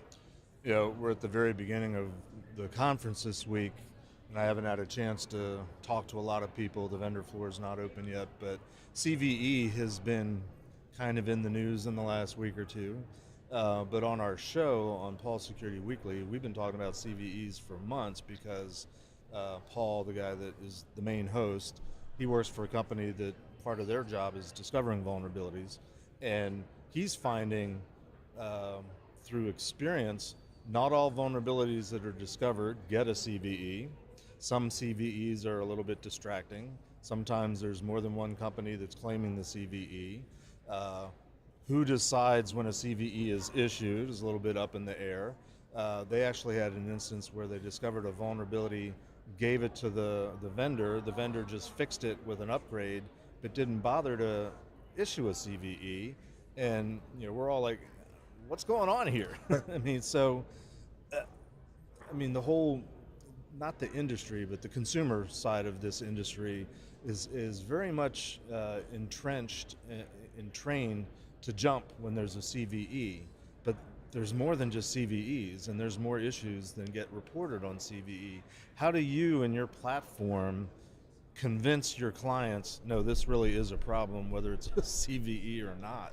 Yeah, so that's amazing actually, because it's exactly touching the point that we want to solve, right? Because the ADR piece of what we've done is like the ability to detect threats on the up level. And that's application detection and response. Yeah, when we add the CADR, it means like we're building the full aspect of like, hey, we can like attackers, the first front that attackers are facing is the app itself. Right, this is the way to get the initial access to breach the organization through the app. Right. But then, of course, attackers want to propagate to the workload or to the cloud. So we believe that the same revolution that happened like with the antiviruses and the EDR, when there was like something good happening, but someone came and did the next evolution of it, and in the end, like from augmenting like to totally replacing. We think and we believe that the same revolution should happen to cloud applications, and it should start with the app layer, because this is the missing layer and the most important layer. Right. And when we're talking about CVEs, actually it is something really close to our heart, right? And CVEs are meant, and their whole purpose was to help vendors or help the world understand where the issue is and what's the real risk and how should I fix it, right? There's a reason for that, like you said. So it doesn't help to fix an issue, but not notifying like the users about the real risk so they can actually know and go and patch, right? And we did something really really cool. In Oligo, actually, we have one of the best threat research team in the globe, and we've been conducting like vulnerability research and hunting, and one day we actually encountered something like you mentioned, like what we call a shadow vulnerability. Basically, it's those CVEs that doesn't get the attention. The attention or the real numeric number in order to help users identify them. And those are problems that are happening because like the maintainers decided like to dispute it, and they decide, right, they're the maintainers, this is the open source world, or again there was just like a disagreement about the real impact of the risk, right? Or just like it's an insecure by design library and the developer did a mistake when, again, those stuff happen. And we did a whole talk at DEF CON about it, about this concept, that what was really striking in the same year, we found like a very, like we're nerds, like we're AI nerds, and we were using a famous framework called Ray. Ray, it's basically Kubernetes for AI. GPT was trained on Ray. Made by the amazing Anyscale company. And we saw there were like 5 vulnerabilities that's been disclosed and were disputed by the maintainer. And one of them was like a vicious RCE, like, running code, and like the maintainer, hey, this is the intended behavior of it. And when we looked I hate to cut you off, but we're actually out of time. Oh, wow. We could keep going, obviously, and you're very passionate about this. If you guys have captured that passion and are interested and want to get more information, you can go to securityweekly.com/oligo RSAC. And for all information about our coverage, go to CyberRisk Alliance. For all of CyberRisk Alliance coverage, securityweekly.com/RSAC. Gal, thanks again for joining us today. We'll be back shortly with the next interview. Thank you. Appreciate it.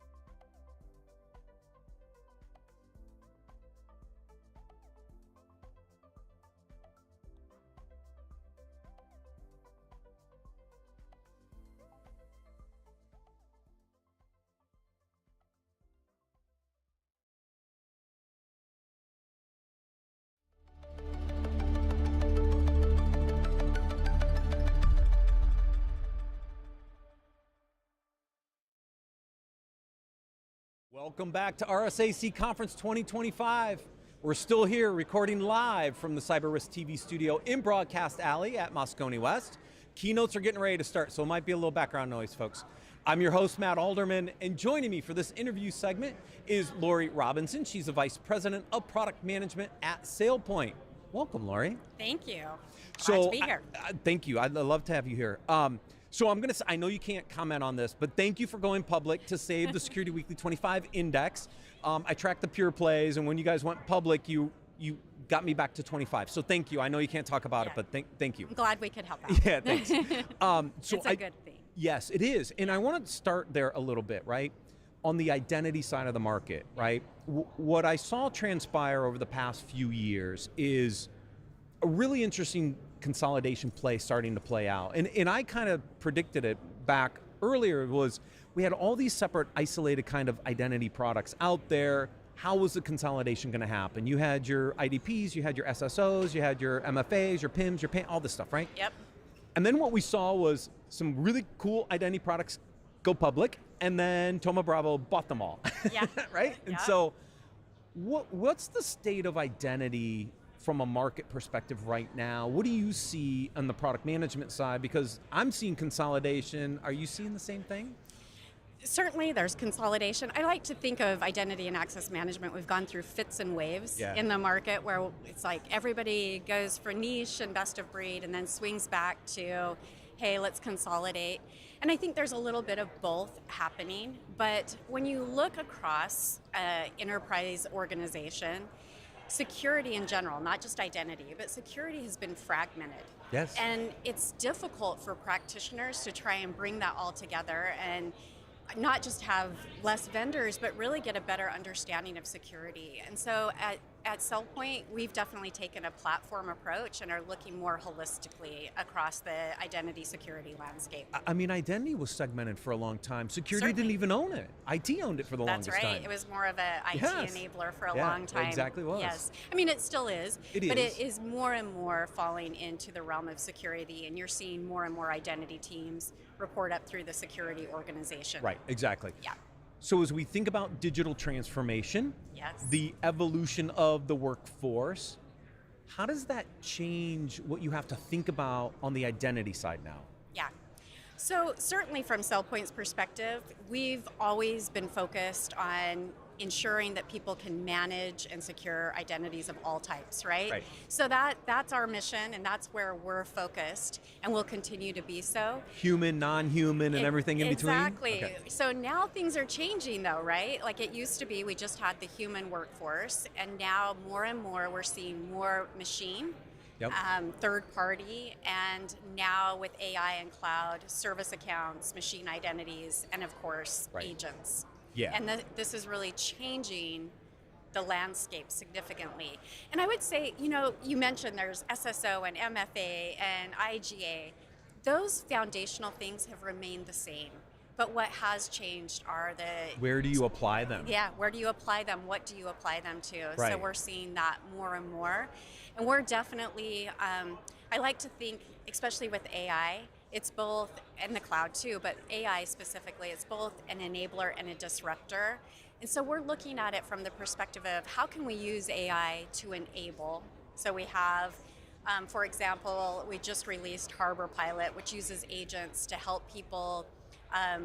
It really enables identity people to do more with their searches and getting information and insight quickly, or even automating workflows. So that's on the enablement side. And then from the disruptor side, certainly AI is something we have to protect. Yeah. And the AI infrastructure itself, but also now agents that are acting like a workforce, how do you secure them? And we just recently announced identity security for agents to help manage and govern those identities. So we're moving with it, I guess. Exactly. So let's break down each one of those, because I think they're all interesting. Obviously, leveraging AI to enhance outcomes, use cases in the platform is one good way to use artificial intelligence. What does the agent help the practitioner do? Because again, I've seen a lot of kind of chatbot kind of approaches, which are fine, but are they really driving and automating workflows? I'd love to understand, like, how is that changing the way people manage identity? Yeah, so I think there's really two aspects, at least in these early days. One is quicker information gathering, right? Okay. Being able to use natural language processing to ask a question and have it search the indexes of the documentation and the information out there and come back with quicker, faster insights on product and information in your environment. So quickly bringing back that data for you. I think that it just makes information gathering quicker. Easier, yeah. Yeah. The other one in the initial phases is really workflow creation. So, as you look at workflow orchestration and SailPoint or in any solution out there, workflow orchestration can be difficult to architect and put together. Oh yeah. And using these agents, it's able to do it on the fly. It's pretty astonishing, quite frankly, to watch it. Give you a template for a workflow immediately. Oh, interesting. So it's really time saving, it's efficient, and I mean we've seen significant time savings for our customers. Oh, that's good. Yeah, because if you can make people more efficient, that's a win. Yeah. Right? Yeah. Well, it's already made the attackers more efficient. Can we also make the defenders more efficient, right? Exactly. Yeah. I mean, that's the hope, right? Is because that is what we're seeing is, obviously with AI-powered cyber attacks, the sophistication, the volume, the velocity is increasing at such a rate that how do you keep up with it? Exactly. And that's why I say it's both a disruptor and an enabler. Like fight fire with fire. You have to fight AI with AI. Right, That's exactly. the way I look at it. Yeah. Now let's talk on the agent side, because there's been a lot of discussion about agentic-based technologies, which creates kind of two interesting aspects. One is what the agents can do for you, right? So some of the use cases I've seen around agentic is the ability to use it to do some of those automated workflows, log into systems, maybe grab evidence, etc. But at the same time, you also have to secure those agents such that they don't do something malicious.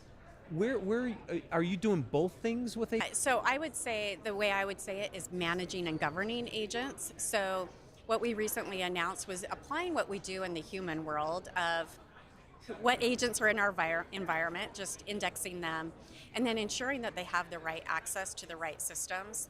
That would be how I would describe the governance. Okay. So obviously there's authentication technologies and other things out there, but before you get to that part, you have to establish the identity itself and put those controls. And I think that agents are tricky because some of them act on their own, some of them inherit access from someone else, sometimes they inherit access from multiple people. Right. And so it's a sophisticated problem that we're trying to solve, but I think it really boils down to managing the agent identity and governing the access for that agent. Role-based access controls, etc.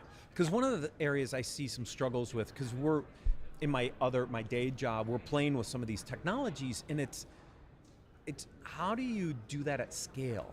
Like doing it for one is like, you can kind of figure it out, but doing it for hundreds or thousands without creating the administrative overhead, right? Yeah. I mean, as we advance, right, you start to bring in, I think this is again something that applies not just to agents. I think it's hard to do that at scale for any identity, right?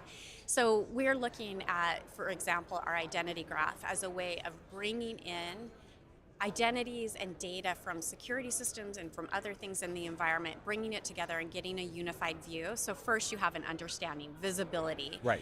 Pinpointing where there might be risk and pointing out, hey, this is something you might need to pay attention to. But as we get more sophisticated with our learning models, I think it'll be interesting to see how we can start to automate that and take some of the, I always kind of joke, nobody actually knows who needs access to what, so defining that is kind of hard, right?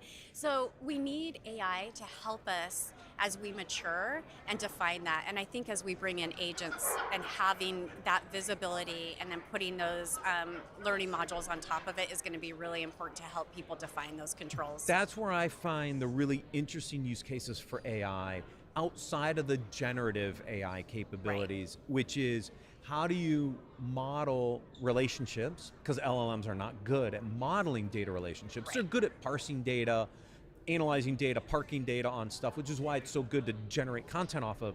But it's not really good at understanding relationships, which is important.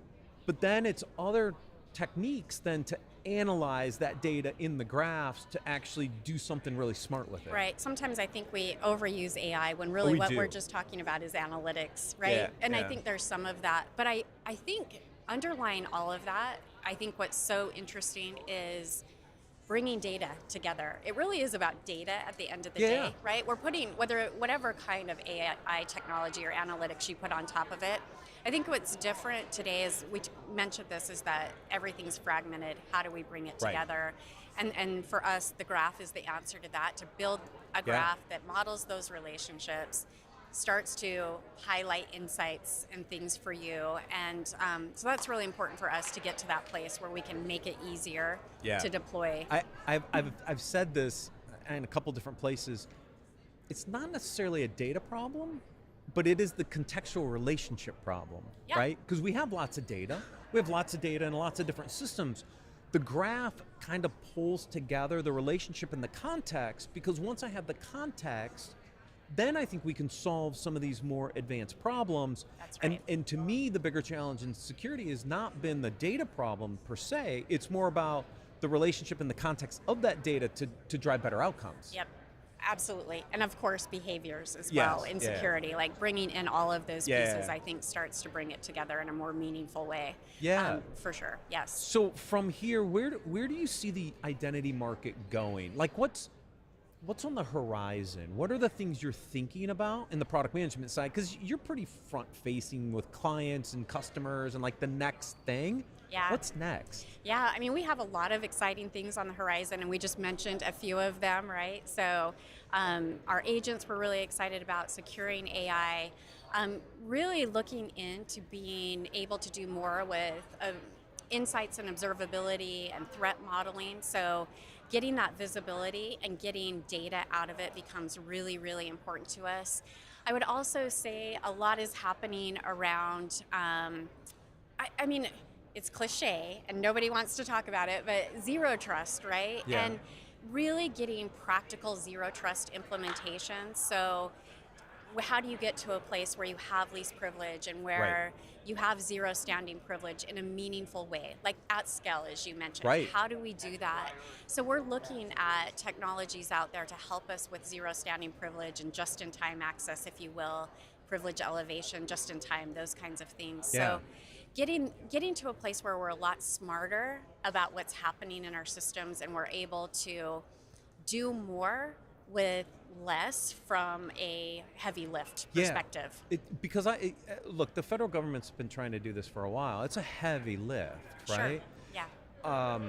Because when you start with no privilege, which is completely the opposite way we built all these systems, right? Yeah. How do you know how much access to give without giving too much? And part of it comes from these learning models, That's right.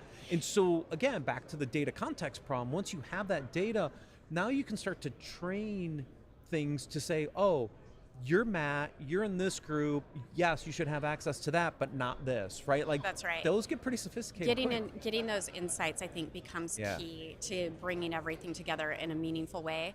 I will say too, I think, it is hard, but at SailPoint we're really focused on not just the deployment, but really getting value out of your system. Yeah. And I think that is, if you look at, even this week we talked about things that we're looking at, like acceleration packages, customer success acceleration packages for our customers, and ensuring not only that they're deploying successfully, but that they continue to get value out of the system. And that's really, really important, is, we have seen that the more someone matures their identity security controls, the more value, business value, they get out of it. And we don't see identity as just, like we started the conversation, an IT function, right? It's even bigger than security anymore. We're seeing like CFOs and chief digital officers who are saying, hey, this is important. My customers want to know that they can trust us. Yeah. So what are you doing to ensure that trust? And whether it's from a cyber insurance perspective or your CFO, you have to look at identity holistically. and the value it's bringing across the org. And I think that's one of our biggest challenges, but hopefully we can continue to consolidate and solve that problem. Exactly. Yeah, Lori, thank you very much for joining us. Thank you, appreciate it. If you want to learn more, please visit securityweekly.com/SailPoint RSAC. Again, thank you, Lori, for joining us. Stay tuned, we have a couple more interviews coming up.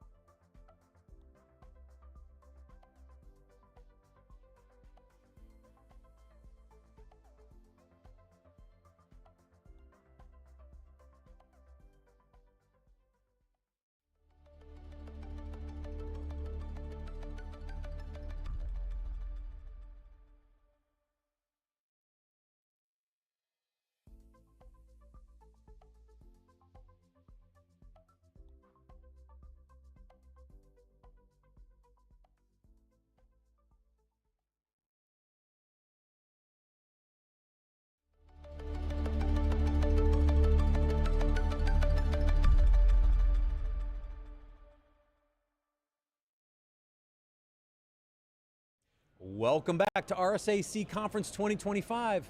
We're here recording live from the CyberRiskTV Studio in Broadcast Alley at Moscone West. I'm your host, Matt Alderman, and joining me for this interview segment is Lenny Zeltser, Chief Information Security Officer at Exonius. Welcome, Lenny. Hi, it's good to be here. We're going to talk about exposures and exposure management.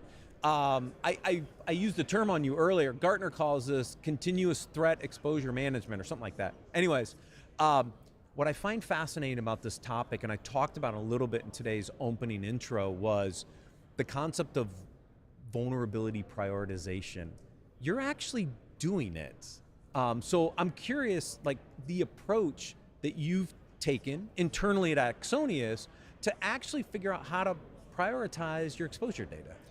Now, all the security professionals probably have had to do something with the company's vulnerability management program. We have had to deal with vulnerabilities for a long, long time. And oftentimes, it feels like it's a game of whack-a-mole. The vulnerabilities will always come out, because people make mistakes and bugs can be exploited, and we got vulnerabilities. That's going to be the steady state. And then we patch the vulnerabilities, and new vulnerabilities come out. So what do you do as a security professional? It feels like it's not necessarily the best use of your time to be reactive to a vulnerability that comes out. What do you do? How do you act upon it? And how do you make sure that ultimately gets resolved?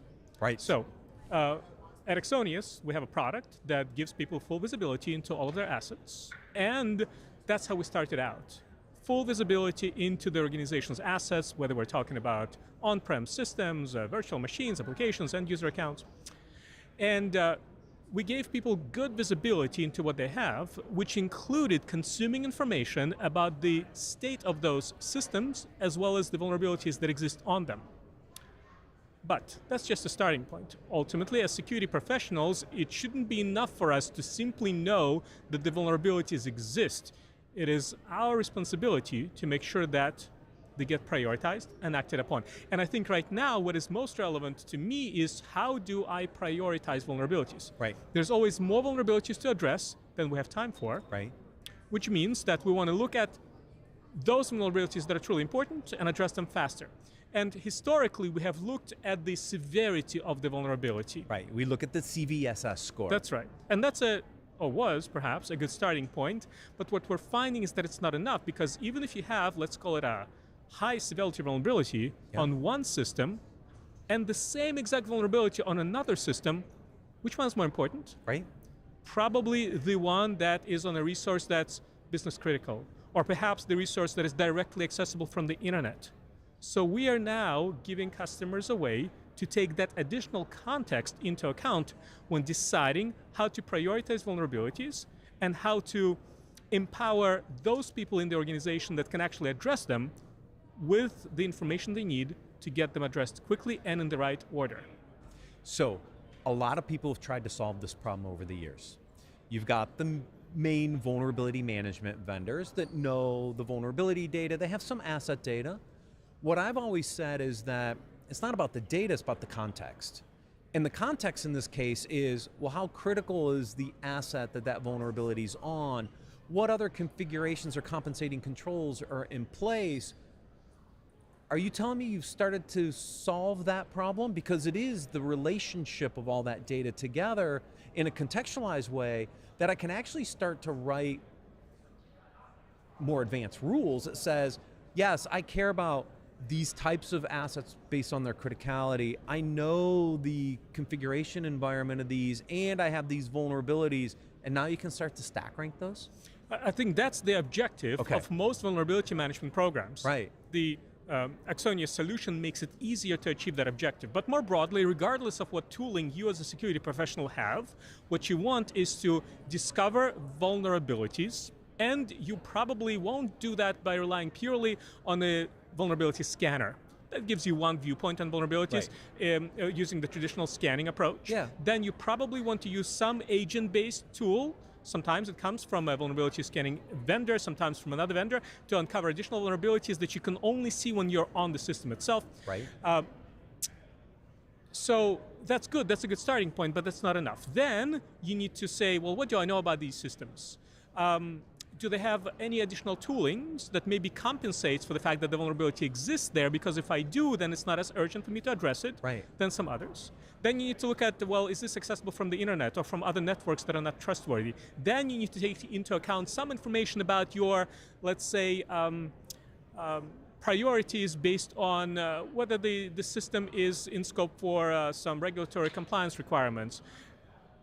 You should, as a security professional, gather all of that information, put it all together, and then decide how urgent is it for you to fix that vulnerability by accounting for that context. Right. And what we're giving our customers is that information very easily, because our underlying platform is connected to pretty much all information sources that the organization has. We can consume that data already. Yeah, because you start as an asset management company, which is foundational into protecting your environment. You first have to know what you have, right? Yeah. And we've talked about this on my podcast, Business Security Weekly, for years, that most organizations still struggle with asset management to understand their hardware, software, inventory. You guys solved that problem first, which puts you in a really unique position, I think, because you have the context of the assets already known. Then when you overlay configuration data, vulnerability data, now you can start to build a better context map, right?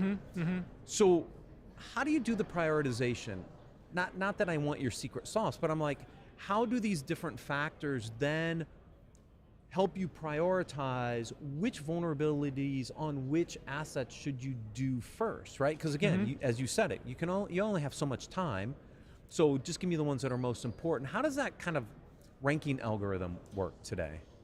Well, every company might need to decide for themselves how do they prioritize. As long as they have access to information that we might call context, but context sounds very broad and very abstract. So some examples of what I mean when I say context include information such as, let's say that there's a vulnerability present on some Windows system. So fine, the vulnerability is present and the scanner gives me some CVE score or CVSS score for that vulnerability. Does that system have an exploit prevention agent, for example? If it does, then maybe I'm less worried about that vulnerability than one that exists on a system that does not have such an agent. Then let's take into account the fact that that system, let's say, exists on a network that is in scope for PCI compliance. Ooh, I need to pay attention to that. I've got some target SLAs to fix there.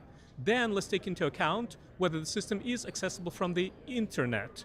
And if so, is the port open from the internet that could be used to exploit the vulnerability? So those are some examples of specific pieces of information that I, as a security professional, want to have access to. Are these just a set of customizable rules then that just allow you to pick and choose which data you care about, and it just then runs kind of this queries and starts to bubble up what's important? Yeah, exactly. So now, because that's the information that our Axonius Asset Cloud already has in it, we're now allowing customers to define very flexible, let's call them rules, criteria for deciding how to prioritize the vulnerability.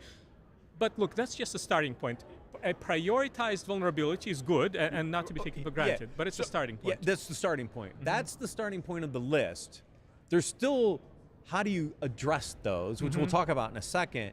But I think that's important because people still struggle with the prioritized list, Lenny. Yeah, right? Of course. And so by applying these rules, I can take a big chunk of that work off the plate because now I've got my list of prioritized rules. Now the question is, I've got this great set of outputs.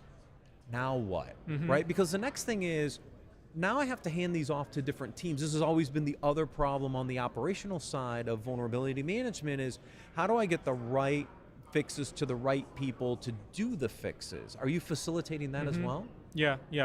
No, exactly. I think that we, as security professionals, have had vulnerability management on our plate for a while, and one of the reasons why it's been challenging, and we already talked about some of them, but the one that I have in mind right now is that we don't control directly the remediation of the vulnerabilities. Right.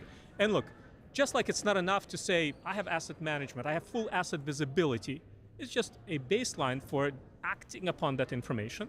Similarly, just because you have full visibility into your vulnerabilities and you can prioritize, and that's not to be taken for granted, that's an amazing thing to have.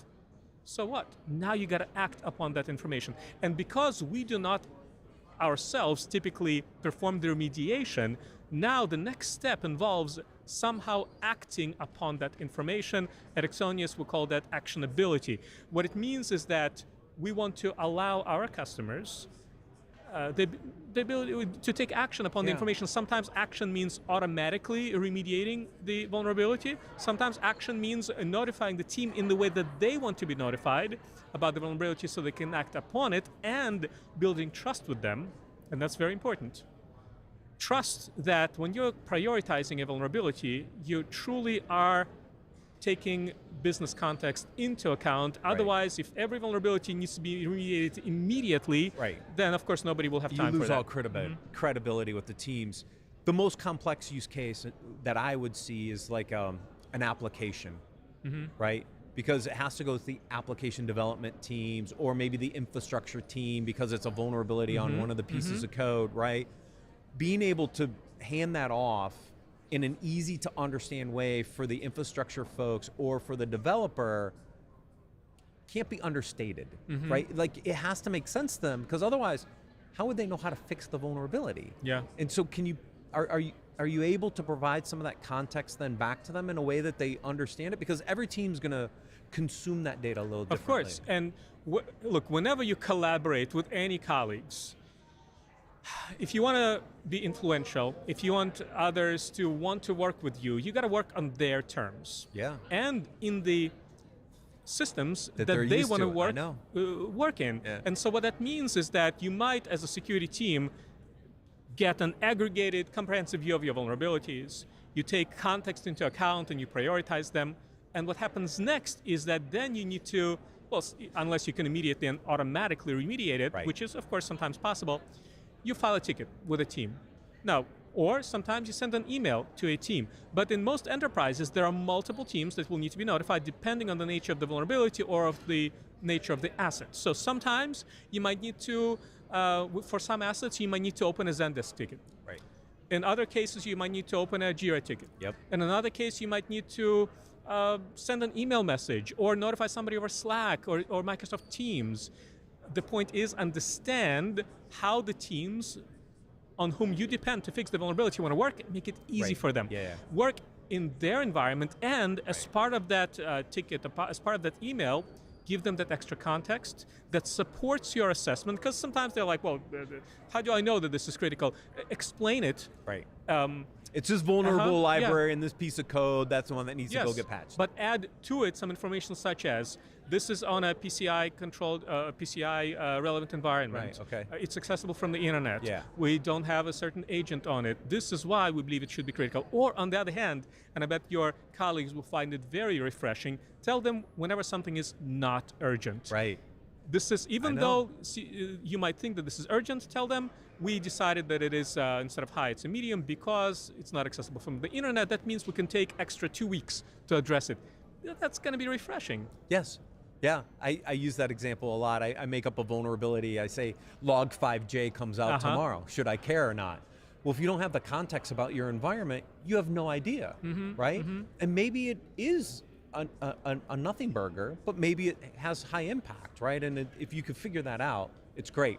I want to talk automation just quickly a little bit, right? Automation's been the holy grail, right, in the industry, the ability to get that data, maybe auto-patch the machine. How comfortable are you with that as a CISO, automating some of those fixes? Because I think that's still a challenge in the industry a little bit, is to gain enough trust to allow those automation mechanisms to work. You know, I want to perhaps reframe the conversation a little bit, and I do want to pursue automation whenever practical. Yeah. But I want us all to acknowledge that I believe in many cases automation will not be practical. Okay. In many cases, at least today, we want humans to be there to review a decision. We want humans to be in the process. Yeah. So you're that's thinking why more about automating workflows that gets the human involved to make a decision, and then maybe downstream automate. Sometimes, yeah. That's why I prefer to use the term action rather than automation. But I do want to answer your question more directly. We should look for ways to automate things whenever possible, especially if you can do it in a like, let's call it auto cruise way. So specifically, since we've been talking about vulnerability management, we at Exonius, for example, within our own vulnerability management program, have identified certain systems that we feel comfortable automatically patching weekly. Whenever vulnerabilities or whenever fixes to vulnerabilities are released by the OS vendor, we just apply them automatically. We trust that particular set of systems supported by a particular vendor that, in our experience, those bug fixes, those patches, very, very, very rarely break anything. We just apply it automatically. And it's a job that is applied automatically every week, and guess what? No human needs to be involved. And it's amazing from a security perspective because I don't even need to file a ticket to close the vulnerability because I know it's going to get fixed automatically within a 1-week period, which is within my target SLAs. That's an example of automation. I think of it as auto cruise. Let's automate as much as we can, but acknowledge that in many cases, we don't trust the patches. We need to have a more controlled way of releasing the patch and testing it. Automate whatever you can. In many other cases, acknowledge that you can't automate it. So create a workflow for involving humans when they need to get involved in the way that they want to be involved and give them contextual information so that they can act upon the notification quickly. Great segment. Thank you, Lenny. If you want to learn more, please visit securityweekly.com/Axonius RSAC. Lenny, it was a pleasure. Thank you very much. Talking to you. Stay tuned. The final show wrap up for day one at RSAC Conference 2025 comes up next.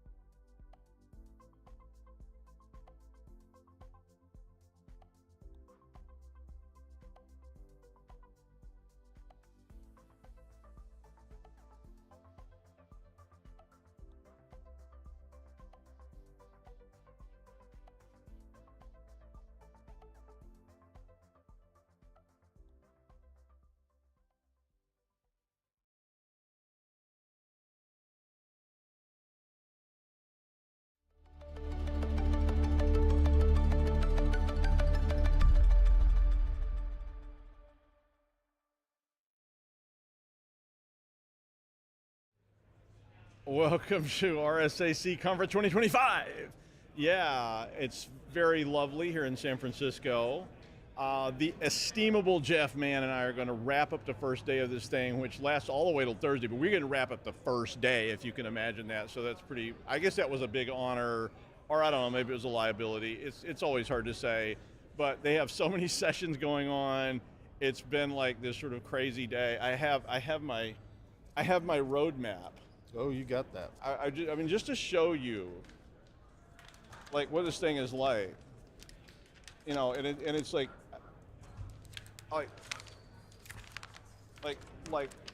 look at this. I mean, this is the front side of like. But show them the map. 8,000 sessions, and then here's the map, which is more complicated than like the New York subway map to try to get to all. Like, that section is probably 2 football fields. Yeah, and like Jeff is here, and I'm here, and we neither one of us know how to get out of here. So it covers like 3 counties in San Francisco. Exactly, but seriously, I mean, forget it. I mean, there are so many sessions on this thing that it's like, I mean, it's really, really impressive. And so this is going to be the wrap up of day 1. I mean, I think. So Jeff, hi. Hey Doug, how you doing? Have you ever been to RSA before? Yes, I have. I spoke at RSA one time. Thank you very much. How much did it cost? How much did it cost? To pay, to speak. We don't talk about that stuff. I mean, I was just like, you know, I give a little, you give a little, and next thing you know, I'm on stage and they think I'm a guy named Rob. That's cool. You know, That's I was like up there. I mean, you know, yeah, I got dragged out, but it was okay. But you haven't been here in a while. No. The last time I was here, I was speaking, and it was probably like 2017. It was before the pandemic. Right. And so, So you weren't here the great year 2020 when, like, day 2 of RSA, they declare a pandemic. It's over. And we're like, what do we? No, we kept going. What did we do? Oh, that was crazy. I was at school that year, and they just like literally came out with an announcement in 2020, and they said, tomorrow no one will be on campus. Campus is closed. You will not be able to come on campus. Please take whatever you need and go home. And ever since then, I mean, I've been going for the last 10 years or so. 2021 was virtual, didn't happen. 2022 it was here, and it was like, you know, this big. Like 9 people. And every year since, it's been bigger and bigger, getting back. Yeah. I thought last year it was pretty much full bore, but so far this year, I'm like, this looks okay, we've pulled out all the stops. Everybody's This back. looks like what it looked like when I was here before. Yeah, I mean, it was like kind of totally back to insane, full and I didn't know what I was doing, so I just shown up, and I got here on like Monday morning or something. I was on like one of those crazy early flights, and I got here and I came over here, and there was like lines around the block, and I was supposed to speak, and it was all insane and everything else. But it's been a lot better. I mean, but there's a lot of people here. So to recap, for those that have never been to RSA conference, which now has been rebranded RSAC conference, because C stands for community, because yes, we're all about it does. community. C is for community. So it's the RSAC conference. Day 1 is the day where people start showing up. The vendors have been busy since yesterday, setting up their booths in the vendor hall. We were here setting up this yesterday. Well, we weren't. The people I saw behind the cameras did it. I was walking down here this morning, and I saw CrowdStrike, and they had more stuff than, like, they were unloading like a semi-truck. Oh yeah, and it was like crazy. Furniture and all this, and I was like, wow. They have I wanna know booths what's in there that are like 40 feet by 40 feet by 40 feet tall, I wanted to know multiple what was in level there, but they stories. wouldn't let me in. They put couches and chairs up on the second level for private meeting I was areas. like out there going like, you know who I am? Do you know who I am? And that hasn't even started yet. The vendor floor opens in about 15 minutes with a vendor reception, but pretty much all day today there's a few. There's a lot of talks going on. So people go to the talks. People pick up their badges. We started broadcasting at, gosh, what was it, 9 o'clock this morning? Yes. But this is, it's been a busy day, but it hasn't even started yet because the vendor thing hasn't happened. Like yet. the expo doesn't even open till tonight. So the expo was at 5:30, which is like there's like, I don't know, 300 or well, that's something. what I meant by the vendor thing. The expo. Oh yeah. They open up the floor and major it's a expo. mixer, networking, reception. But, yeah, there was tons of talks today. I mean, there was again, it was so many talks like on that sheet that it was just like, I haven't been to too many things that had this many simultaneous tracks, because like I go to a conference every summer where it's like, you're up, and it's just like that's it. It's like I get my time, and the 17 people that are there like watch me talk, and then. But this is like, I think they have like 20 or something simultaneous tracks of stuff. So there's all kinds of things. Now I will. I'm going to give you a tip though. If you're watching and you're coming out here, if you go to the Hilton, you can get your badge. I went over there yesterday. It literally took me less than 2 minutes to get my badge. I was in and out. By the time I just typed in my email address, and by the time I walked over the counter, they had my tomorrow badge. they're going to be like, why are all these people showing up? Yeah, They must have well, been yeah, watching sorry. our Like, wrap-up. too bad. Although my biggest problem I've had so far was I couldn't get an Uber at the No, airport. you don't do an Uber in San Francisco. You got to do Waymo. They don't have Waymo at the airport. Oh, they doesn't go to the airport? No. Oh, that's too bad. Yeah, they just let you out in the countryside They're all somewhere. street level here. So, Yeah, but there was so many people getting Ubers, but then I was like, use the old ways, Luke. Use the old ways. Don't they have a subway or a train Well, they system? do, and that was my oldest way, but there's another old way that I know you're familiar with. It's called the hack stand. And I was like, I bet there's a hack stand. So I walk over to police or security, and I was like, is there a hack stand? He was like, yeah, down on the first floor. I went down, there was 15 cabs sitting there. The cab was like, please, get in my cab, please. And They were fighting over who was going to. yeah, and I was like, I grabbed two other people. I was like, hey, are you coming to Union Square? And they were like, yeah. And I was like, let's split the cab fare like we used to do in the old days. And $20. It worked really, really well. So Well, those were the days. So this is your first time back in 6, 7, 8 years. What are you looking forward to this week? Well, there's lots of tracks, right? I mean, I was like there was just tons. So of you them actually and go stuff. to the talk tracks. You try to get some in. I try to go to some because we have to do all this, and so I've mostly been running around facilitating things today. But there was some tracks one track I saw I was really happy with today was home and family track. Okay. I never stop talking about that on Security Weekly News, which all of you watch religiously, and if you don't, well, we know who you are. We're watching you.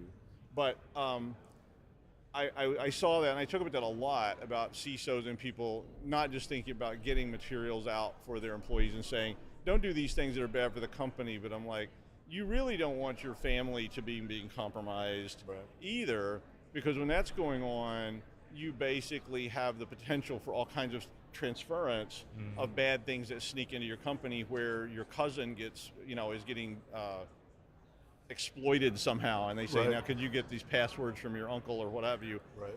I think I got the family lines a little messed up there, but that kind of stuff. So You're from West Virginia? I was pleased to see that. Don't be nice. I was pleased to see that on there. They had the Usenix papers. So okay, yep. And I probably mispronounced it wrong. It's probably pronounced some other way, but I've always pronounced it Usenix. Yeah, and Usenix. If Paul was here to tell me how to say it right, I'm sure it would be better. But I'm going to say Usenix, and if you don't like it, well. Speaking of Usenix, I flew into San Francisco yesterday morning. My tradition is to get here Sunday morning and go hang out at B-Side San Francisco for a couple hours. That's the first opportunity to run into people I know and do a little bit of networking. So I'm over at B-Sides yesterday, and I'm sort of surveying the crowd, and I see this guy stands out in the crowd, very long, flowing, wavy red hair, and I'm like, that looks like Dan Farmer. What would Dan Farmer be doing here? So I did one of those slick, got to get closer to him, walk, try to get a good look at his face. I'm like, Dan? He's like, yeah, Dan Farmer. I'm like, Jeff Mann? He's like, Jeff! I'm like, Dan. So Dan Farmer's here. I trust you know who Dan Farmer is. Okay. Tell the audience who Dan Farmer is. Forensics, the father of forensics. I mean, not quite. Okay, I mean, part of it. Well, I mean, yeah, some of it. Well, how do you want to present? I mean, I know who Dan Farmer is. Well, you're right. Father of the forensics. He wrote a tool in 1990 called COPS. Yeah. Which was an early forensics tool. I know him more for the vulnerability scanner that he wrote with Vitsa Venema called Satan. Well, yeah, I mean, I had that same experience, not with Dan, but with Visti Finema. I was at a conference, like a kind of obscure conference, and I saw his name, and I saw him, and I was like, whoa, are you Dr. Finema? Us old people don't get fanboy I was like, moments you're too Dr. much. Finema, and he was like, yes, I am. So, Usenix, the first time I met Dan was at a Usenix conference, I think in 2000. It was in New Orleans, my first time to New Orleans. And we had a mutual friend that went out to dinner with him, and then I spent the evening with Dan Farmer doing the French Quarter. Oh, that's cool. That was a very memorable evening. I think I would like to go. Maybe I could go back in time and see that. That might be quite interesting. Yeah, that could be really weird. And then we interviewed him. We did a series several years ago before COVID where we were trying to interview all the pioneers and the people that we knew as sort of the founders, the architects of the early tools. I mean, back in those days, there weren't really any vendors. There was like one or two that sold a firewall, but then there was a lot of people that were just figuring it all out. I remember compiling Satan. Yeah, I mean, I really. You did. can still compile no, Satan. You can, it's still out there. I mean, it's. I mean, it was. If you don't know what Satan is, it stands for System Administrator's Tool for Administering Networks. Yep. You could actually compile it with a switch that made it compile as Santa. Yep. Because some people got upset about the word Satan. In fact, there's a book right now on my bookshelf. I know exactly where it's sitting. That says "Getting Started with Satan." Nice. And I've had many comments from like students and parents and people that. Is it right next to the Bible? You know, I'm gonna have to do. I'm gonna have to get a Bible if they'll sell me one, and I'm gonna put it on my shelf next to that. You can usually pick them up in a hotel room. At least you used to. Not anymore. No, I already gone now. Yeah. You cleaned them out already. Yeah, they're already all gone. Now you did B-sides. I think you mentioned that earlier. So just if you're curious about that, tell them about B-sides. So B-sides is a conference that Security B-sides was a conference that was started 12, 13 years ago. The first one was in Las Vegas. It was an opportunity for more people to have opportunities to speak, because it's as many tracks as there are here. It's so hard to get a speaking slot at a conference like RSA or Black Hat or DEF CON. So this movement came up, the idea being, it's the B side of the 45. It's security, but it's not quite the front page. The first B-sides in San Francisco I went to was probably 10, 11 years ago. Yeah, it was in this little seedy bar about a mile away, kind of a hill? biker bar. No, it was up the the hill. bar. Okay. It was called the DNA Lounge. Oh, okay. I mean, it was a proper hacker hangout type of What's stuff. that tiki one called? That's up on the hill. That's the Tonga Room at the Tonga Fairmont. That's a different. They had a secret party down there last night. Was it? I wasn't invited, mind you. No, you weren't. No, I you're weren't. not cool enough. I tried to get in, and they were like... Well, so B-sides happens in San Francisco. Several years ago, they moved it to the Metreon, which is right next to Moscone, which is where RSAC conference is. And it's a movie theater. So every movie theater, it's like a multiplex. They had tracks in it, and the keynotes are speaking in an IMAX theater. So be careful of your slides if they're going to be like 100 feet long and 50 feet wide. Oh my God. So that was going on. And there was a tradition in the old days for people that came early for B-sides, were more hackers, practitioners, to gather in the Tonga Room at the Fairmont on the top of the hill on Sunday night, and it was called TongaCon. So during COVID, the Tonga Room stopped operating on Sundays, and to open it up, it's cost prohibitive, let's say. So for the last several years, a small group of us that want to keep it going have tried to find different venues to just sort of have an informal TongaCon. So yesterday it was Whiskey Con, it was Car Bomb Con, because we ended up at the Chieftain Irish Pub, it was just a block down the road. But it was a great gathering. We had like 60, 70 people show up. A lot of people, it's old home week. You're getting together with hacker family and seeing each other for the first time in who knows how long. I mean, I'm probably going to get kicked out of RSAC for this, but I think B-sides is a more intimate, at least, I haven't been to every B-sides, I've been to some. Right. And I know, and they tend to have them before major cons like this. So, you have like the weekend before, like the DEF CON and Black Hat weekend, they have it before that. Yep. So if you're interested in a more intimate con, I think let's say more accessible. I mean, it's more of a teaching, learning, networking exercise. Yeah. Lots of villages to try your hand at different hacker skills and technology skills. I think it's a great bolt-on. Where here it's just... Yeah, I think it's a great bolt onto these big ones that have like that. Even like DEF CON has so many sessions, but when you bolt that onto something like RSAC, it gives you some other perspectives. I think at the same time. So big B-sides pitch, I think that's really good. Any other like super cool events that you know about? Jeff's taking me to a party later, and the password is Fidelio, but don't tell anybody. Any other super cool events you know about that I'm going to be excluded from? There's so many networking events during the week. Many of the vendors, they will do networking events, and they're trying to pull people in because we have press media passes because of our affiliation here. We get invited to the VC parties. Come and meet all of our portfolio companies and stuff like that. The more memorable ones, the most memorable one, it's another kind of a hacker meetup. They're not even doing it this year, again, because cost prohibitive. So many restaurants and area places went out of business. That's true. One of my supply favorites. and demand, economics. Farallon, where are you? There. But the The only other thing I wanted to touch on is we're sort of ending the first day, but tomorrow it starts full tilt with the expo floor being open. There's always a theme that kind of emerges, and it's no big secret that this year the theme is AI. But what I have also found interesting in terms of the sub-themes, and I've seen this a lot already, is compliance, which is near and dear to my heart. Wait for it, because I do PCI, and I've been doing PCI for a long time, but I'm actually having much more interesting, engaging conversations with the vendors I've spoken to already, because they're aware of things like PCI and how many organizations, their approach and their attitude to security is just the compliance. It's what they have to do. And I've had conversations with, because of AI, the playing field's changing. There's more capability, there's more responsibility, there's more opportunity for wrongdoing. But the conversation is starting around the context of compliance, because that's what so many organizations think of when they think of security. Well, we got tons more live content coming for you tomorrow with me, Jeff, everybody, all the other hosts, interviewing people that you want to hear from. We're going to be here all week. The show's going to be here all week. So if you're here, come by and say hi. If you're not here, be sure and tune in to all our live streams and check it out. And maybe you want to come next time. And the estimable Jeff Mann is here. So if you're nice to him, he might actually sneak you into... And the irrepressible Dr. Doug White is here. I can't sneak you into anything cool. I just, I think I know a bowling alley we can get into, but Jeff knows the right doors to knock on, all that kind of stuff. I am Doug White, Jeff Mann. Hope we see you around, and that's it for the first day. So that's a wrap.